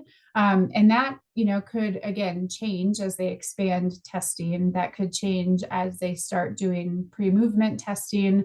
We don't really know yet. Again, it wouldn't make sense biologically for a virus to only affect lactating dairy cattle. I think this is what we're seeing because this is the clinical signs that are presenting. I think it makes the most sense because they're the most monitored, but you know, I think the more we expand testing, the more we're going to find it. When I was talking with a group earlier, the question is this is this a blip in the radar, or is this the tip of the iceberg? And I think it's probably the tip of the iceberg. As far as the question about pigeons, so now we've seen avian influenza in a whole bunch of different birds, a whole bunch of different types of birds. Wild birds, shorebirds, or I should say waterfowl and shorebirds. But on these facilities, they have tested, on some of these affected dairy farms, they have tested wild birds and found it. I don't know that they've specifically found it in pigeons, but what I'll tell you is pigeons and songbirds and sparrows and those other types of small birds are also commingling with waterfowl and the other birds that are carrying this virus. So even if they're not a biologic vector, meaning even if they're not affected by the virus itself, they can act as a mechanical vector for the disease. So they could transmit the disease just by carrying it on them as they're flying around. So I think, it's certainly a risk factor. How big of a risk factor, we don't know. Like I said, we haven't exactly identified what that type of introduction was into the dairy initially. Thank you. I see George has a question. Yes. Hello, Dr. Baldwin. I'm wondering about all other cattle. We're getting into grass season here. We're going to be thousands of yearlings shipped into this state here in the next few months. And so are we looking at testing all those animals, do you think, or where are we at on that front? Great question, George. As of right now, we have not heard from USDA that they're intending to do testing, broad surveillance on, for example, beef cattle. But that could change. We just don't know what that would look like. Would they somehow be immune to this? No, I don't think that that's realistic. It's a question of exposure and potential exposure. Like I said, for some reason, this virus right now, what we're seeing is cow-to-cow transmission because those dairy cattle seem to have a very high viral load in the milk. And so whether that's direct transmission from cow-to-cow or it's mechanical transmission through the milking equipment, we don't know that yet. They're doing a lot of work actively to try and figure that out. But, across the board for cattle, I think, the picture could change as we learn more and as more testing happens. It sort of seems like we would see it in feedlots as well if it's strictly a confinement thing. So is it just our dairy cows somehow genetically predisposed? Yeah, we don't know. I think, again, it does seem to have that predilection for the mammary tissue and the milk. And, feedlots don't have lactating cattle in general on them. So I don't know. It's a good question. And I think there's a lot more to learn in the near future. Nick? All right, Dr. Baldwin, on these movement restrictions, I know there's a lot of dairy heifers that are developed in Colorado. How are they managing? Well, and I guess the bigger question is there's a lot of dairy cross cattle that, don't look like a dairy animal that are going into beef feedlots. What are the restrictions there? Is it lactating females only, or how's that working? Yeah, so across the states, we've seen a variety of different import requirements. Some are requiring testing prior to import. Some are requiring a statement on the CVI, like we are probably moving towards, is just requiring a statement on the CVI. We have talked with, CLA. I have heard directly from some of the feed yards that have been concerned about movement of cattle in. Are we going to have any issues moving cattle in? We don't know what the risk is for those heifers and those development yards yet. We haven't seen it in those yet in the development yards, but that doesn't mean, if we start testing, that they wouldn't be there. So we do know that there are some states that are requiring pre-movement testing. We do know some Colorado cattle are going to start getting tested for pre-movement testing. And could we find it that way? Absolutely. We just don't know if we will. So, there's a across the board, a lot of states that are approaching this differently based on their authority for movement requirements, based on their authority to implement quarantines or test requirements. We just don't know what it's going to look like yet. But we're getting, I think, almost daily new movement requirements from states. And is that, so in a non-lactating animal, is that a blood test or what's that? Good question. So yeah, in lactating cattle, the pre-movement testing is for milk. In non-lactating cattle, it's a nasal swab. Oh, okay. So it's not too invasive to Correct. do it. Okay. Yep. Good question. And we're adding that testing information to our website soon. Also, Ari let me know that the chat is disabled, so she will send you guys the link in the recap email to our website and USDA's websites. Dr. Ball, would it be possible to have you share your slideshow presentation? Ari says yes. Okay. Great. I've got one more quick question for you, and this may be bigger. So I know there's a lot of raw milk suppliers in the state, and I think they bypass a lot of the testing stuff by milk shares and things like that. At what point do you have authority to, or is there any authority to shut some of that stuff down if there is human health risk? Great question. And there are some statements out, and we can make sure that those are included from USDA, FDA, and CDC regarding the risk about consuming raw milk.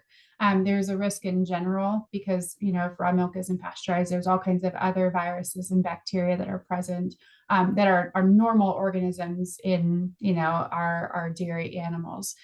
This one does change the ballgame a little bit. We have coordinated with CDPHE. They have the milk program at CDPHE. So if there is a raw milk dairy that is affected with high path avian influenza, we have had initial discussions with our CDPHE colleagues, both on the public health side and the milk program side, on how we would address that. And they do have the ability to issue public health orders. And we have had to do that in the past at raw milk dairies for example, cocciolosis. Coxiella is another organism that's extremely zoonotic and poses a significant risk to people. In fact, the current pasteurization standards are set for Coxiella specifically, so it's the hardest one to kill. So we have worked with them in the past on raw milk dairies and zoonotic diseases that pose significant concern to people. And so we'd approach it the same way. Thank you. Yeah. And sorry, I know we ran way over time, but it's a lot of really good information, hopefully for you guys to take back to your communities as well. No, Maggie, it's great information, and you know, it's out there in the public, so it's important that we know, and we know directly from you. So thank you so much, and great questions. And as always, I'm assuming if the commission members have questions, they can shoot you an email or whatnot. Absolutely. Yep. Just need to see where this direction goes. So thank you, and thanks for the great questions. You bet. Okay, Regional Assistant Commission updates. And so George, I think it's your turn. I guess so. Good to see all you folks, if only on Zoom, but that's the way we live these days, seems like. Gosh, it's been really busy for me, not necessarily all directly related to CDA, but just work in general in my community around water and wolves. I actually spent some time, went and visited with Don Gittleson, who's the man up near Walden, whose cattle have been eaten up by wolves for the, you know, it's the band of wolves that came out of Wyoming on their own. And so I went and spent some time, spent about a day with him looking at his operation and his what he's going through there. And it occurred to me that this is kind of just a tragic combination of events that you know our cattle producers are having to put up with, and for all kinds of reasons. But it's also kind of borders on mental health issues. The stress that family is under is really incredible. They, you know, they can't sleep at night. Their cattle are wild. They are, you know, they're just at their wits' end at how to deal with that situation. And he's been really good about not losing his mind and shooting something or somebody. You know, but it really is a volatile situation, and I'm running into it in my conversations in general with with cattlemen in the area and people who have cattle on public lands. And every time we have a range now, they'll have a range readiness meeting. The Forest Service and the BLM are advising people on how to deal with wolves. And, you know, it's the same protocol that CDA has with the non-lethal approach. And it's very dissatisfying, I think, for a lot of producers who are worried about or are losing livestock to wolves. And so I was a little callous about the whole issue, I think, a few years ago, and I thought, oh, it won't be such a big deal. But now that it's here and actually being face to face with the people that are being affected, it really is. It's a little disturbing on some levels. On that note, I am involved with the Center for Human and Carnivore Coexistence, and so I'm working with that group to learn more myself about how to coexist with these predators, with wolves especially, and so trying to go at it that way, and you know, learn to live with this new dynamic, and you know, help my constituents with that anytime I can. The other thing is mental health. I've worked on a fair bit. Attended a Buck the Trend mental health conference a couple months ago, and it was a deep dive into suicide prevention and mental health with rural people. This one was kind of focused on horse trainers, but really kind of rural, and you know, that kind of people who are trainers or have influence on other people that are in their community or part of their constituency. And that's part of the reason I was invited. And it was really a you know, a kind of a deep dive into mental health, and then working on that, not all for ourselves, as well as, you know, everyone who participated, as well as the people that we work with. And so learned a fair bit about that there. And the other thing is, of course, I live in the San Luis Valley, so water, and no water, and then no water. Recently, those of you who are aware of how the San Luis Valley works, there's a whole series of governmental organization in the valley underneath the auspice of the Rio Grande Water Conservation District, which are sub-districts of different hydrologic areas, and the job of each sub-district is to mitigate the impacts of groundwater withdrawals on surface rights. And we've been working at this for 25 or 30 years. It's nothing new, but you know, there's the state engineer has threatened to shut off all the wells in the San Luis Valley if they don't mitigate their impacts to surface rights. And so they recently reran the model that we're all operating under, which was it's a you know, very complex computer model of the entire aquifer and how that aquifer works in exchange with surface streams. And when they reran the model, they of course found more impacts to especially Saguache Creek, which is up here on the north end of the valley where I live. And what that has done is created a scramble for more water in this area by the various sub-districts. And so what I'm working on is, rather than the sub-districts competing over a very limited source of water here in this area, that we get together and work on a way to resolve this by buying and drying a very large alfalfa farm that is in the very north end of the valley called North Star. And we've talked about this over many years, of buying that farm and drying it up, and then that would greatly reduce the impacts of the pumping on Saguache Creek, but also makes available through the confined aquifer system kind of a pool of water that then could be used around the valley for Colorado Parks and Wildlife, BLM. Everyone has a stake in this. And so I'm working on trying to bring those entities together in a real way, and that we can then approach the owner and purchase that farm and use it as mitigation for the entire region. The other thing I'm doing is working on revegetation on dried up circles as these farms are, and there's this one on the north end is only one. There are several thousand acres that have been taken out of production in the down in subdistrict number 1 in the middle of the valley. Primarily a lot of potato ground and that doesn't have surface rights to augment their wells with. So they're, and once those are dried up, then we have blowing dirt and a real problem with no vegetation. So I'm involved with a group here in the valley consisting of about 8 or 9 folks who have expertise in different areas of that. My particular area would be using livestock as a part of that whole program.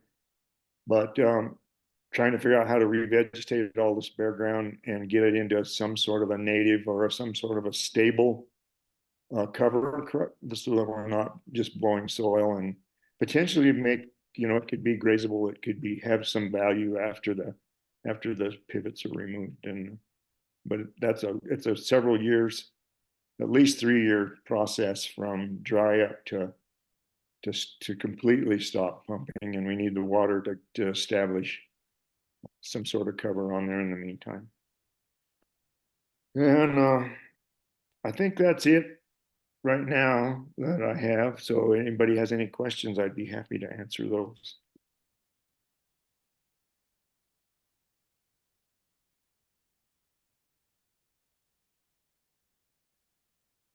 Thank you, George. You're welcome.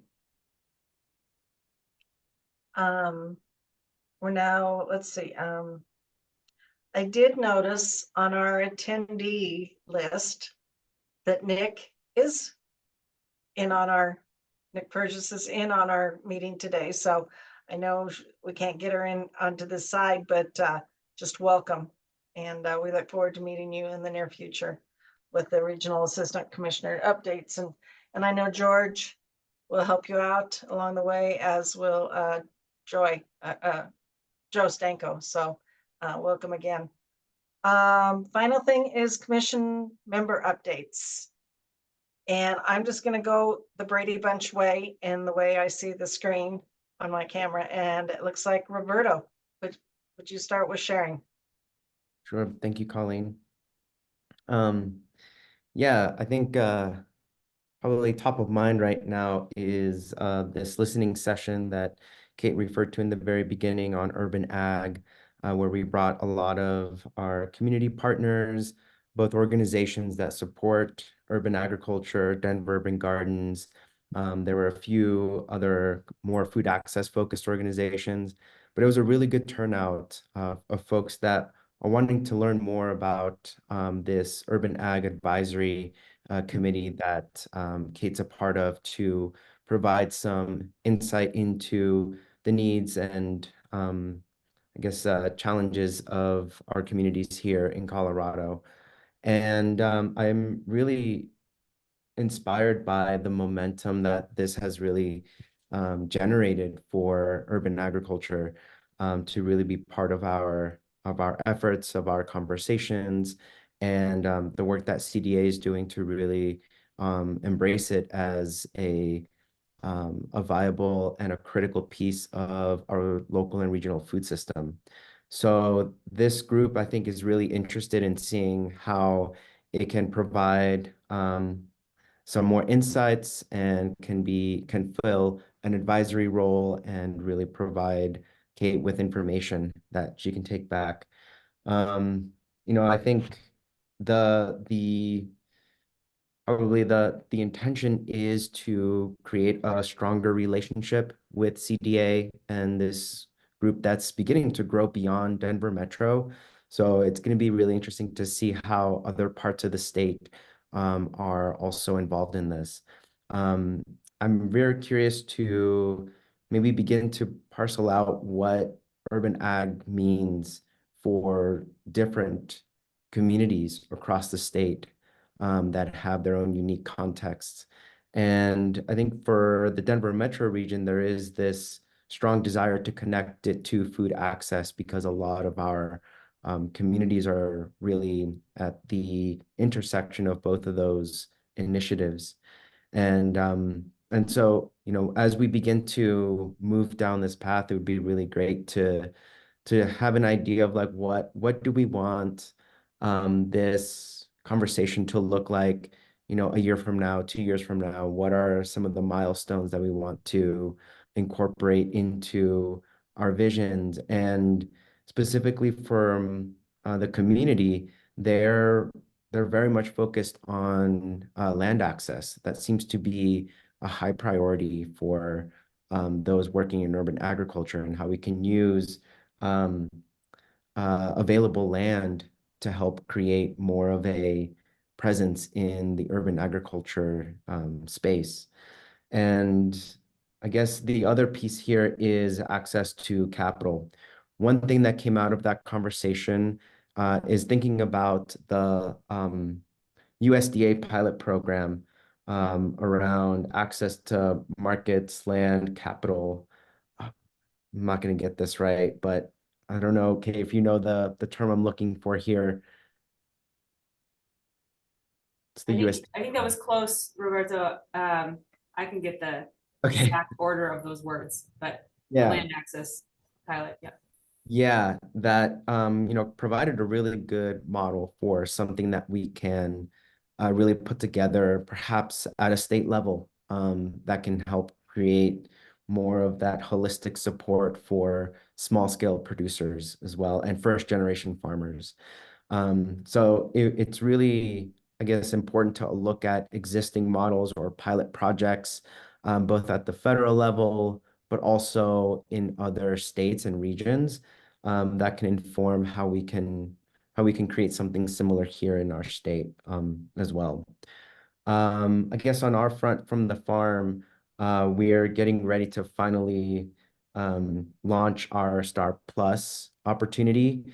And it will be really interesting to see how this program benefits small scale producers that are wanting to increase soil health and promote, you know, within our context, this shared resource of land. So we're excited to get our first soil monitor and begin doing some of that data collection.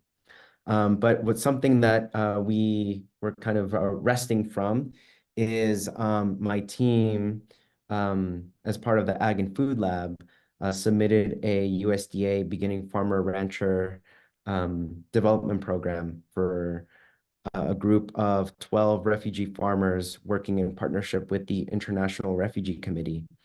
And we're really cognizant about making this a sustainable program beyond the grant period, so that we can create a kind of train the trainer model that participants can lead.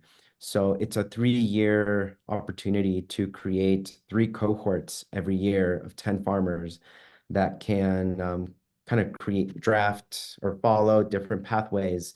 So one is to advance the entrepreneurial pathway for them to launch their own operations, and then begin thinking about accessing land beyond this kind of incubation pilot period, for them to actually become landowners someday. So interested to see how that can connect to some of the land succession and planning from some of the grants that we're looking at from the CDA policy.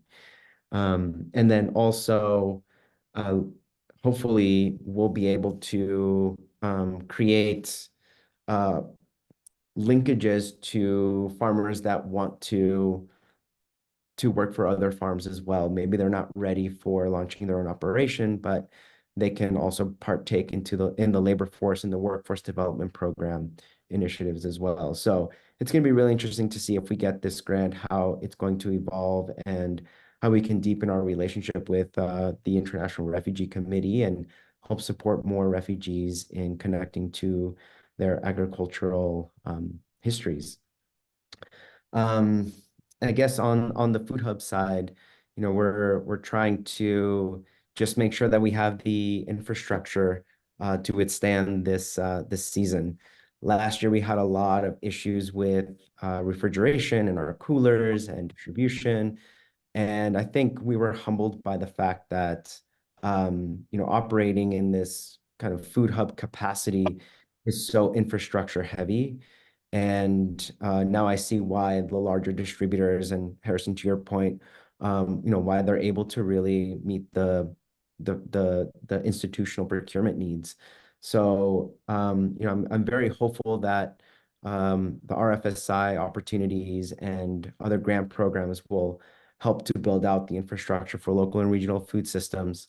There's a huge gap, right, between some of the smaller participants in this foodscape and the larger folks that move the majority of the food around our communities. So yeah, we're just trying to see, how we can make it through putting one foot in front of the other. But it definitely feels like we're a small fish in a huge pond, and we're just trying to address the needs and build a sustainable model. Harrison, I saw your hand come up. Did you have a question? Oh, yeah. Roberto, it occurred to me when you were talking about the beginning farmer rancher program that you're thinking about.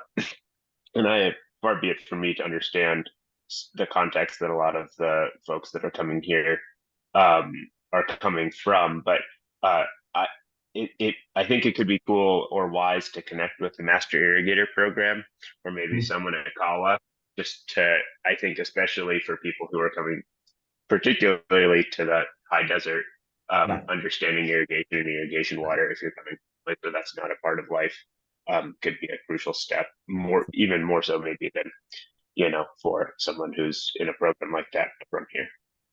Very cool. Yeah, thank you so much for suggesting that. Yeah, we have some good partners in this initiative. NRCS has signed on to kind of be a really good partner and consulting or arm for the project. We have some of the technical assistance from Mad Agriculture. We've connected with CSU Extension and the Botanic Gardens that have one part to play. I think that will create a really good opportunity and democratize a lot of the support structure necessary to ensure the success of the program. But I'll definitely look up the Master Irrigator program and see how they can plug in as well. Thanks, Harrison. That's all I have, Colleen. Thanks. Thanks, Roberto. Let's go to Harrison. Hey, everybody. Well, our water just turned on today, which means that it's officially farm season. The things are moving in fruit country. Things down here in county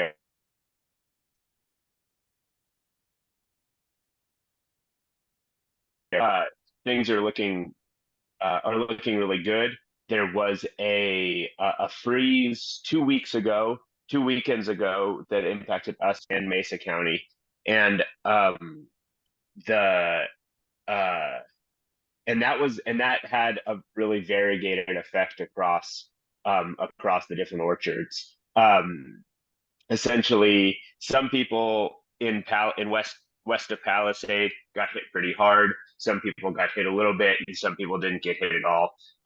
We were lucky we didn't get touched. Most of Delta County, I think, was luckily far enough behind in terms of bloom that it didn't impact us as hard. But there were a couple Palisade growers that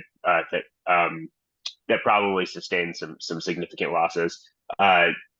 There's no I don't have anything more than anecdotal information about that, and certainly not something that we want to share around from a media point of view. But I think it'll be an interesting year, considering the fact that there's such a variegated impact to growers from that freeze. As far as water is concerned, right now they're saying that our area, we're looking at about an 80% stream flow for the next 3 months.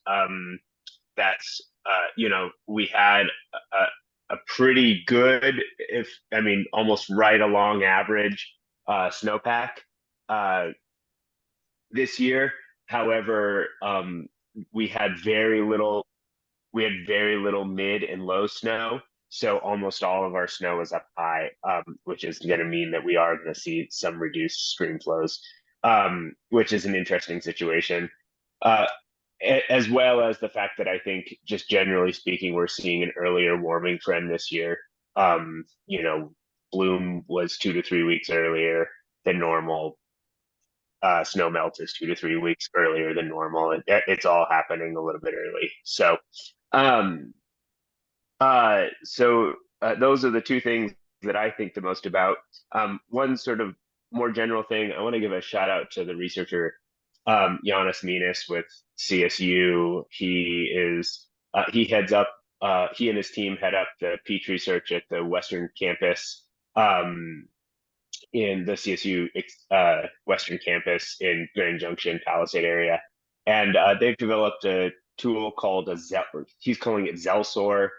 Essentially, it's uses chlorophyll to determine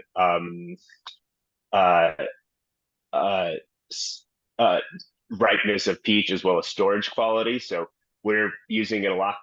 We used it last year and we're using it again this year in order to help us determine harvest dates, in order for us to help determine shelf life in the cooler, things like that. And it's just neat to see neat technology like that developed in Colorado with Colorado researchers toward, with an eye towards Colorado crops. And it's a neat initiative that he took. Last year, our impression of it was that it was mildly useful, and we almost didn't participate again. But we had a change of heart, and I think we're excited to continue helping to develop the technology, because it does have a little ways to go. But again, really neat that it's happening here, and that it's using that we have an edge when it comes to determining quality and shipping quality and things like that for Colorado produce. So, or for Colorado peaches specifically. So anyways, that's basically my report. So keep it short and sweet. Thank you, Harrison. Nick?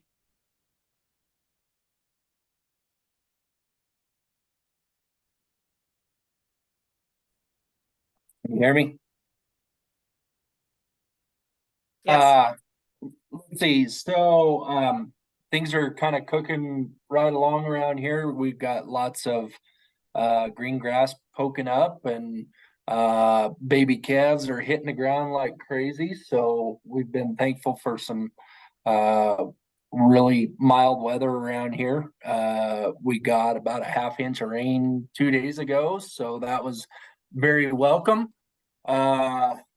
Let's see, the presentation from Maggie was great on the high path avian influenza. That's been a big headline in the beef industry.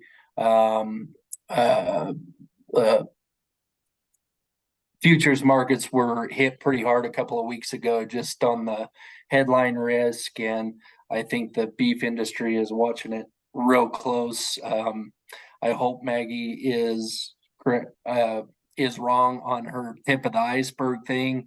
It's got the potential to really pretty depending on how the public perceives it and where it goes and what we find out about it, could have a potentially devastating effect on beef and dairy industries in Colorado. So we're glad Maggie is on the case, but unfortunately there's probably a lot of things she can't, that are out of her control, but that's on the radar.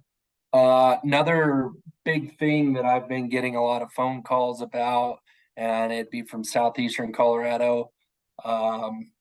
There was a very large water sale that happened.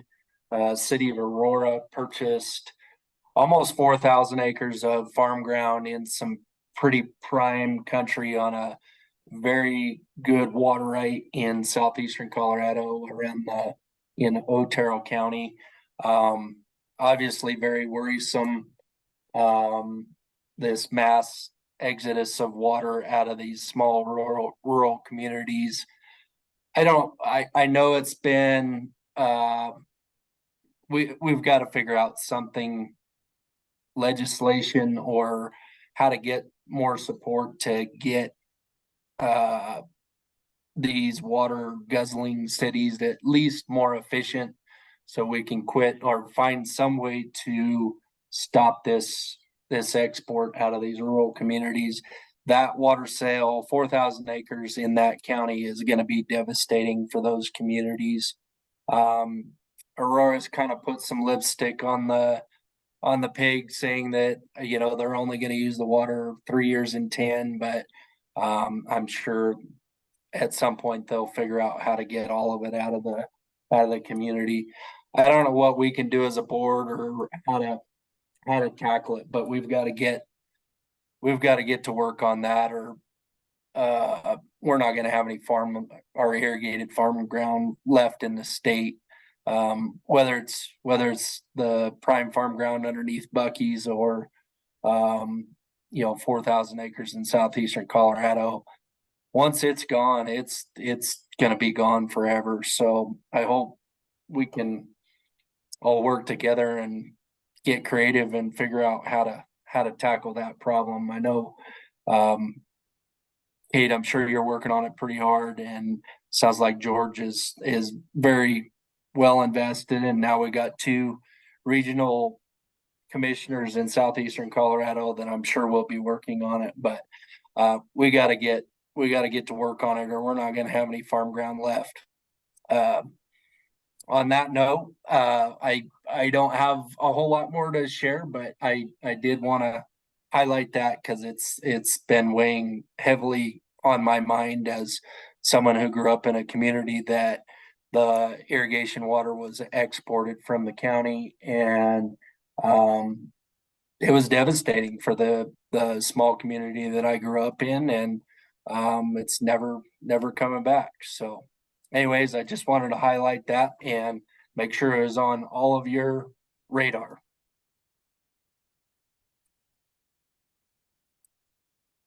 Kate? Yeah, Nick, thanks for that. I also, I think Robert is listening in right now, Robert Sakata, and he's certainly been tracking this and down in Southeast Colorado in the lower arc and talking to a lot of folks. So always feel free to give Robert a call and just to make sure those lines are open. But thanks for that, Nick. Definitely. And thank you, Kate, for, I mean, you're the CDA staff is ahead of the curve, it seems like, on most of this stuff. I mean, I'm glad to, just getting Robert hired to get somebody working on this full time. I'm happy that you always seem to be ahead of the curve on a lot of this stuff. So thank you for that, and the CDA staff. Harrison?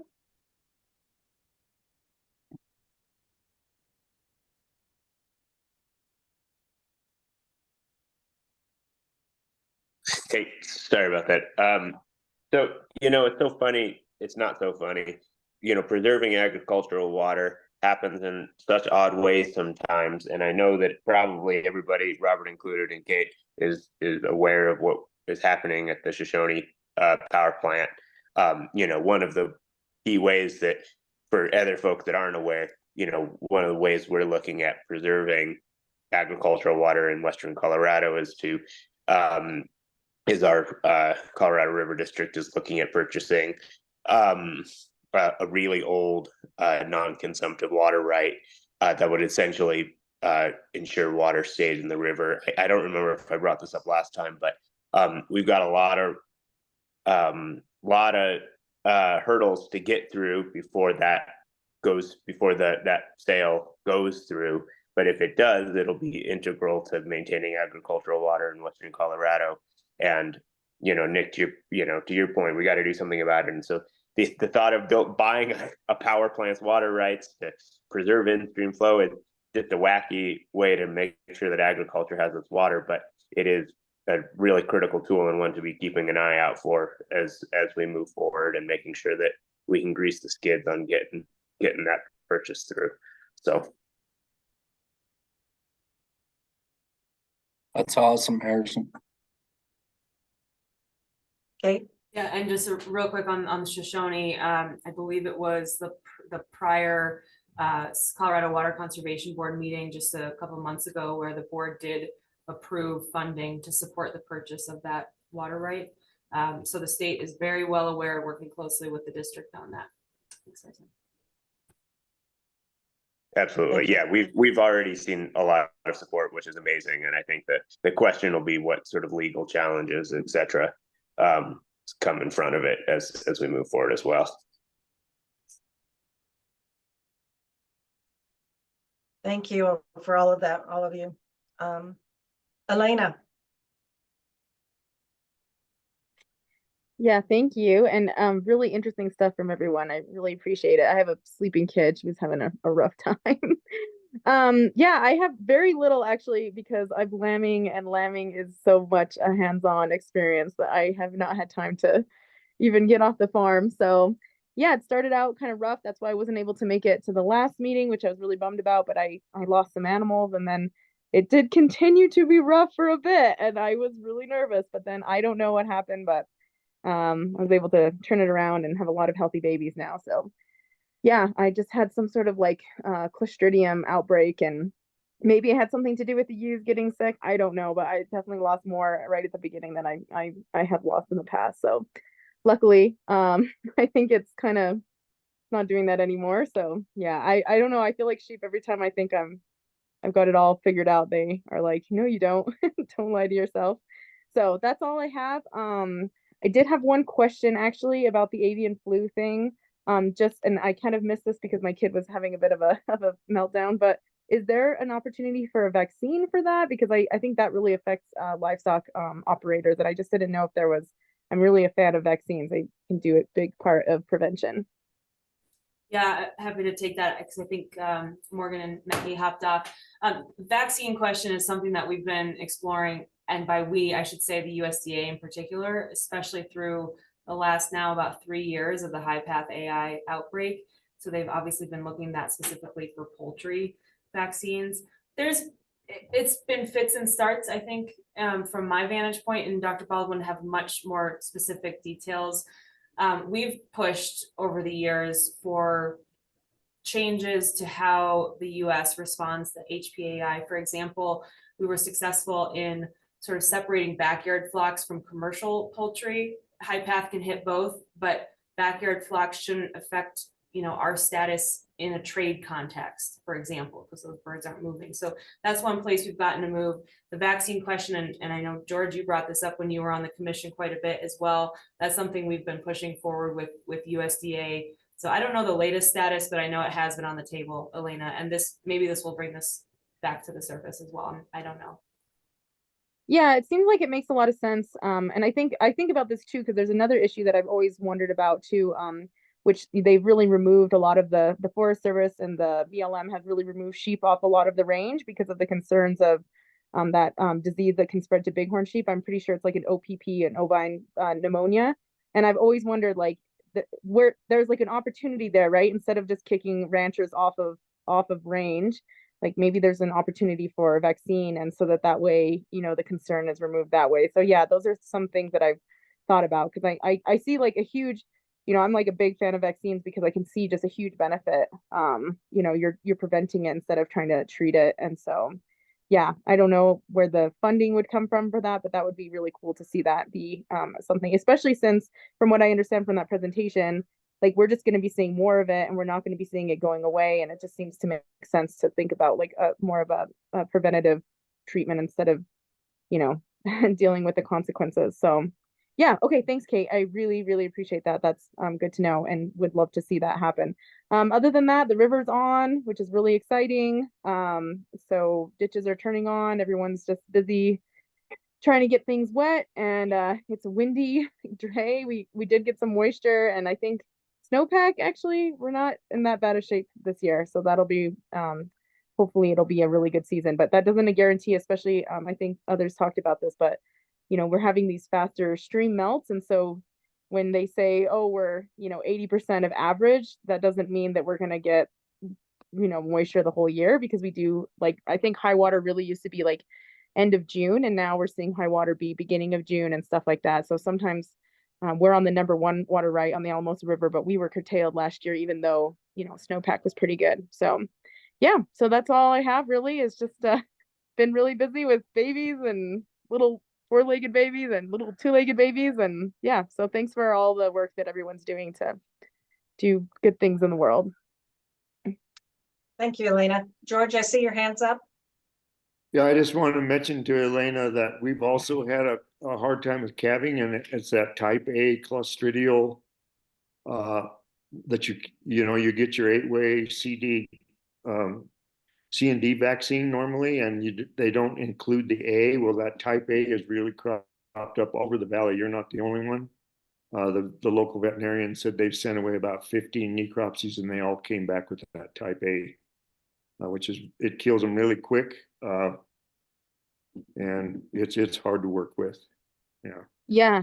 Thank you, George. I appreciate that. I did talk to Dr. Crawford, and he said the same thing. And that was my most likely suspect, because that was what the symptoms were. I didn't take off many to necropsy just because it gets expensive, especially with sheep.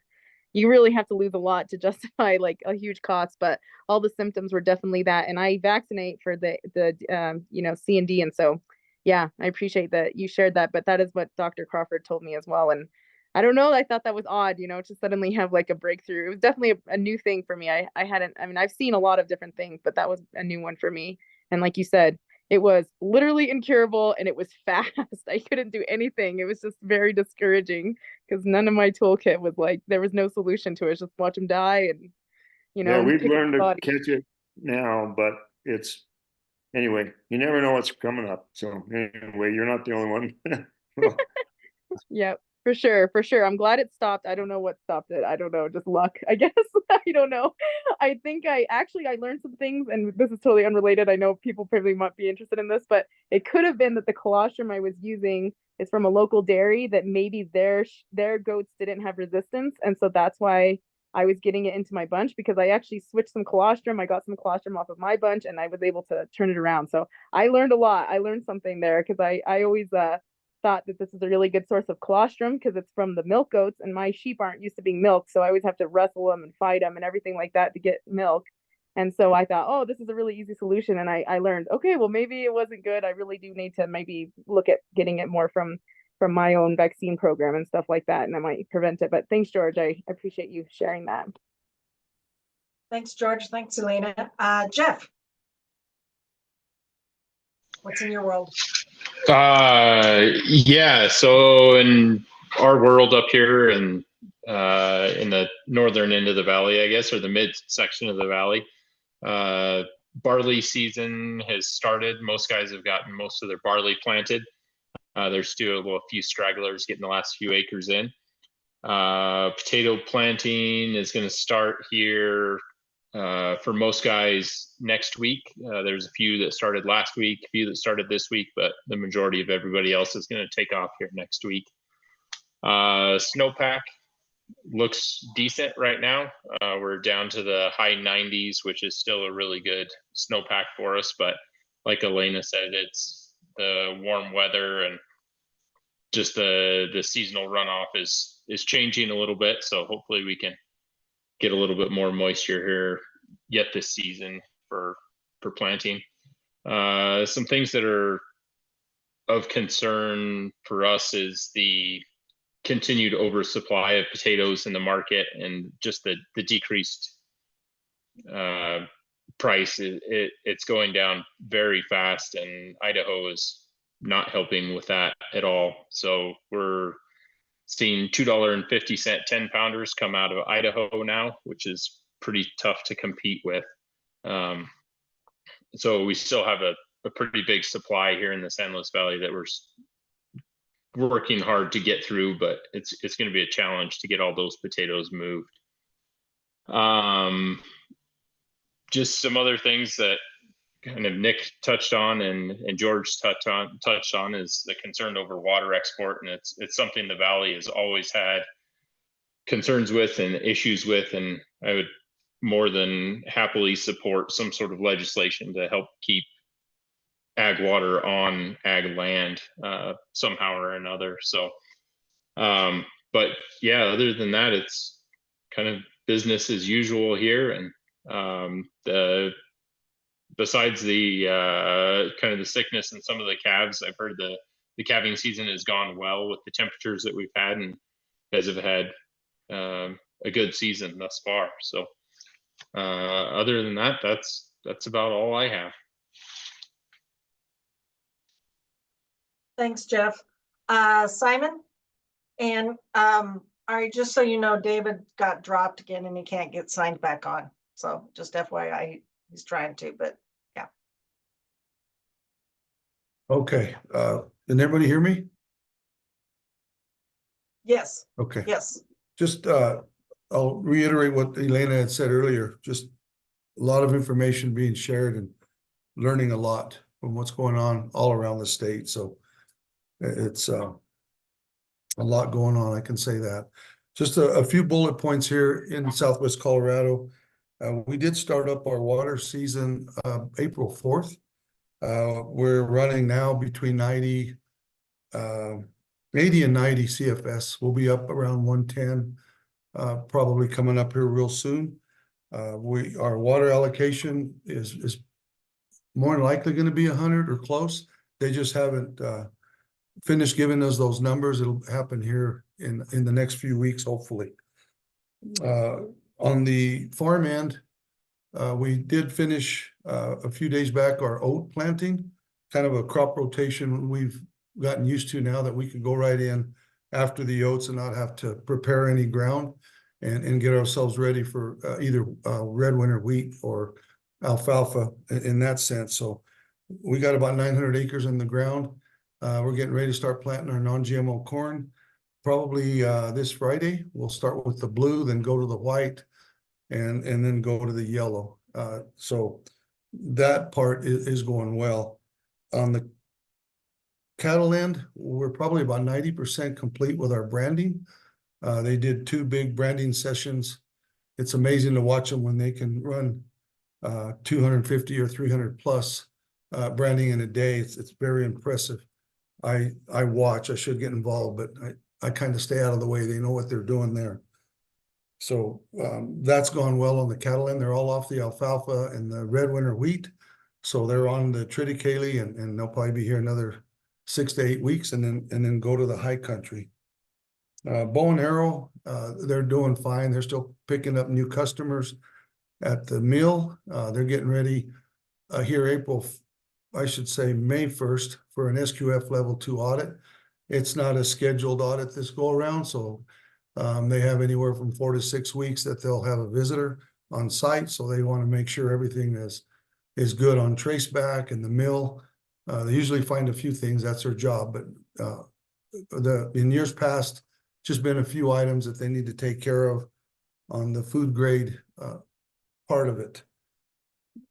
And as far as just an overview, this mainly for Bethany, I'll be in Denver here in a couple of days at the University of Denver for that 2024 Water Law Symposium. I'll be on a panel discussing agricultural innovators.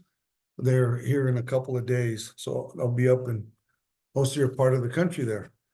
And also on the touring end, we've had a few visitors, but I guess here in the next couple of weeks, Camille Tootin, the acting commissioner for the Bureau of Reclamation, will be down and touring the farm and taking a look at bow and arrow. So she'll be down here in a couple of weeks. It'll be nice to have her on site here. And I think that's about it on our end for now. Thank you, Simon. You're welcome. I think we lost David and he can't get signed back on, so I can give you my update. Sugar beets have been going into the ground around here. And people are getting their ground ready to plant corn. We've gotten a lot of wind, and I think Eastern Colorado has gotten even a lot more wind. Nick can probably attest to that. Small amount of rain, but I think it just blew over the top. So we're still real happy though when we can't see the cattle trail up the mountain. That means that the snowpack is still really good. So we like that. We've had a few fires around here. In between the winds, I think people have been trying to burn out their ditches and they've gotten a little away from them, but it's been controlled, so that's not too bad. I've been working with National Common Ground, trying to get Common Ground Colorado back on its feet. It's a spokesperson for women, of women who work with consumers. So hopefully Common Ground Colorado will be back in function in the near future. I flunked on my assignment. I have not made it to Buc-ee's yet. Both sides of the highway of trying to get to the ramp to get up there are backed up for miles every day, or every day that I've been on I-25. So I flunked on that assignment, but I think Simon might make a visit up there this week, so we'll get a report from him. When you're talking about expansion and everything, we have 2 meetings on the same night on the 23rd. One to talk about the expansion of I-25 on the west side of us, and then expansion of we call it 9.5, but it's about 35 feet from our fence line out here that they're talking about putting in a 4-lane highway. So when we talk about expansion, it's everywhere. And Nick, when you talk about water, what'll happen, could happen is those cities will start to say that they'll lease it back to you, but it's costs a very, very pretty penny to lease back from cities. So I wish I had good news about that, but we're just seeing a lot of development going on around us, even more so. The wheat's coming up, and that's exciting to see that it's gonna, the crops are out there. And we are hoping that when our new sprinkler gets up and ready to go, that the people that we've leased to will let Kent do the commemorative push of the first button to start that sprinkler, since it's something that's new to Pepler Farms. Let's see. I think that's about all I have to report on, and I don't think we've got David back on yet, do we? Okay. So we'll visit with him next week or next month when we're out there visiting the Eastern Plains. Is there anything for the good of the order or anything that we need to identify, Ari? She's shaking her head no. Okay. Did I miss anybody? I hope I didn't. I got around to everybody. Yeah. Anything else, Kate, for the good of the order, or Hollis or Jordan? No. Okay, good. Then I will ask for a motion to adjourn today's meeting, please.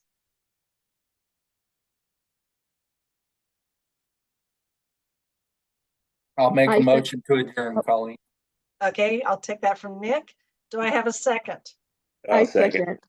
There are some seconds with balloons. How exciting. Any discussion? Please, on that, to vote to adjourn today's meeting. All those in favor, please say aye. Aye. Aye. Opposed, same sign. Okay, meeting's adjourned. We will see you hopefully May 14th for some of the tours in Eastern Plains area. If not, May 15th, our meeting will be out there. It sounds like it may be in the Ray area, but to be followed. Bethany and Ari will keep us up to date. Everybody have a great afternoon, and we will see you in May. Thanks, y'all. Thank you. Thank you. Everybody, thanks, Colleen. Bye now.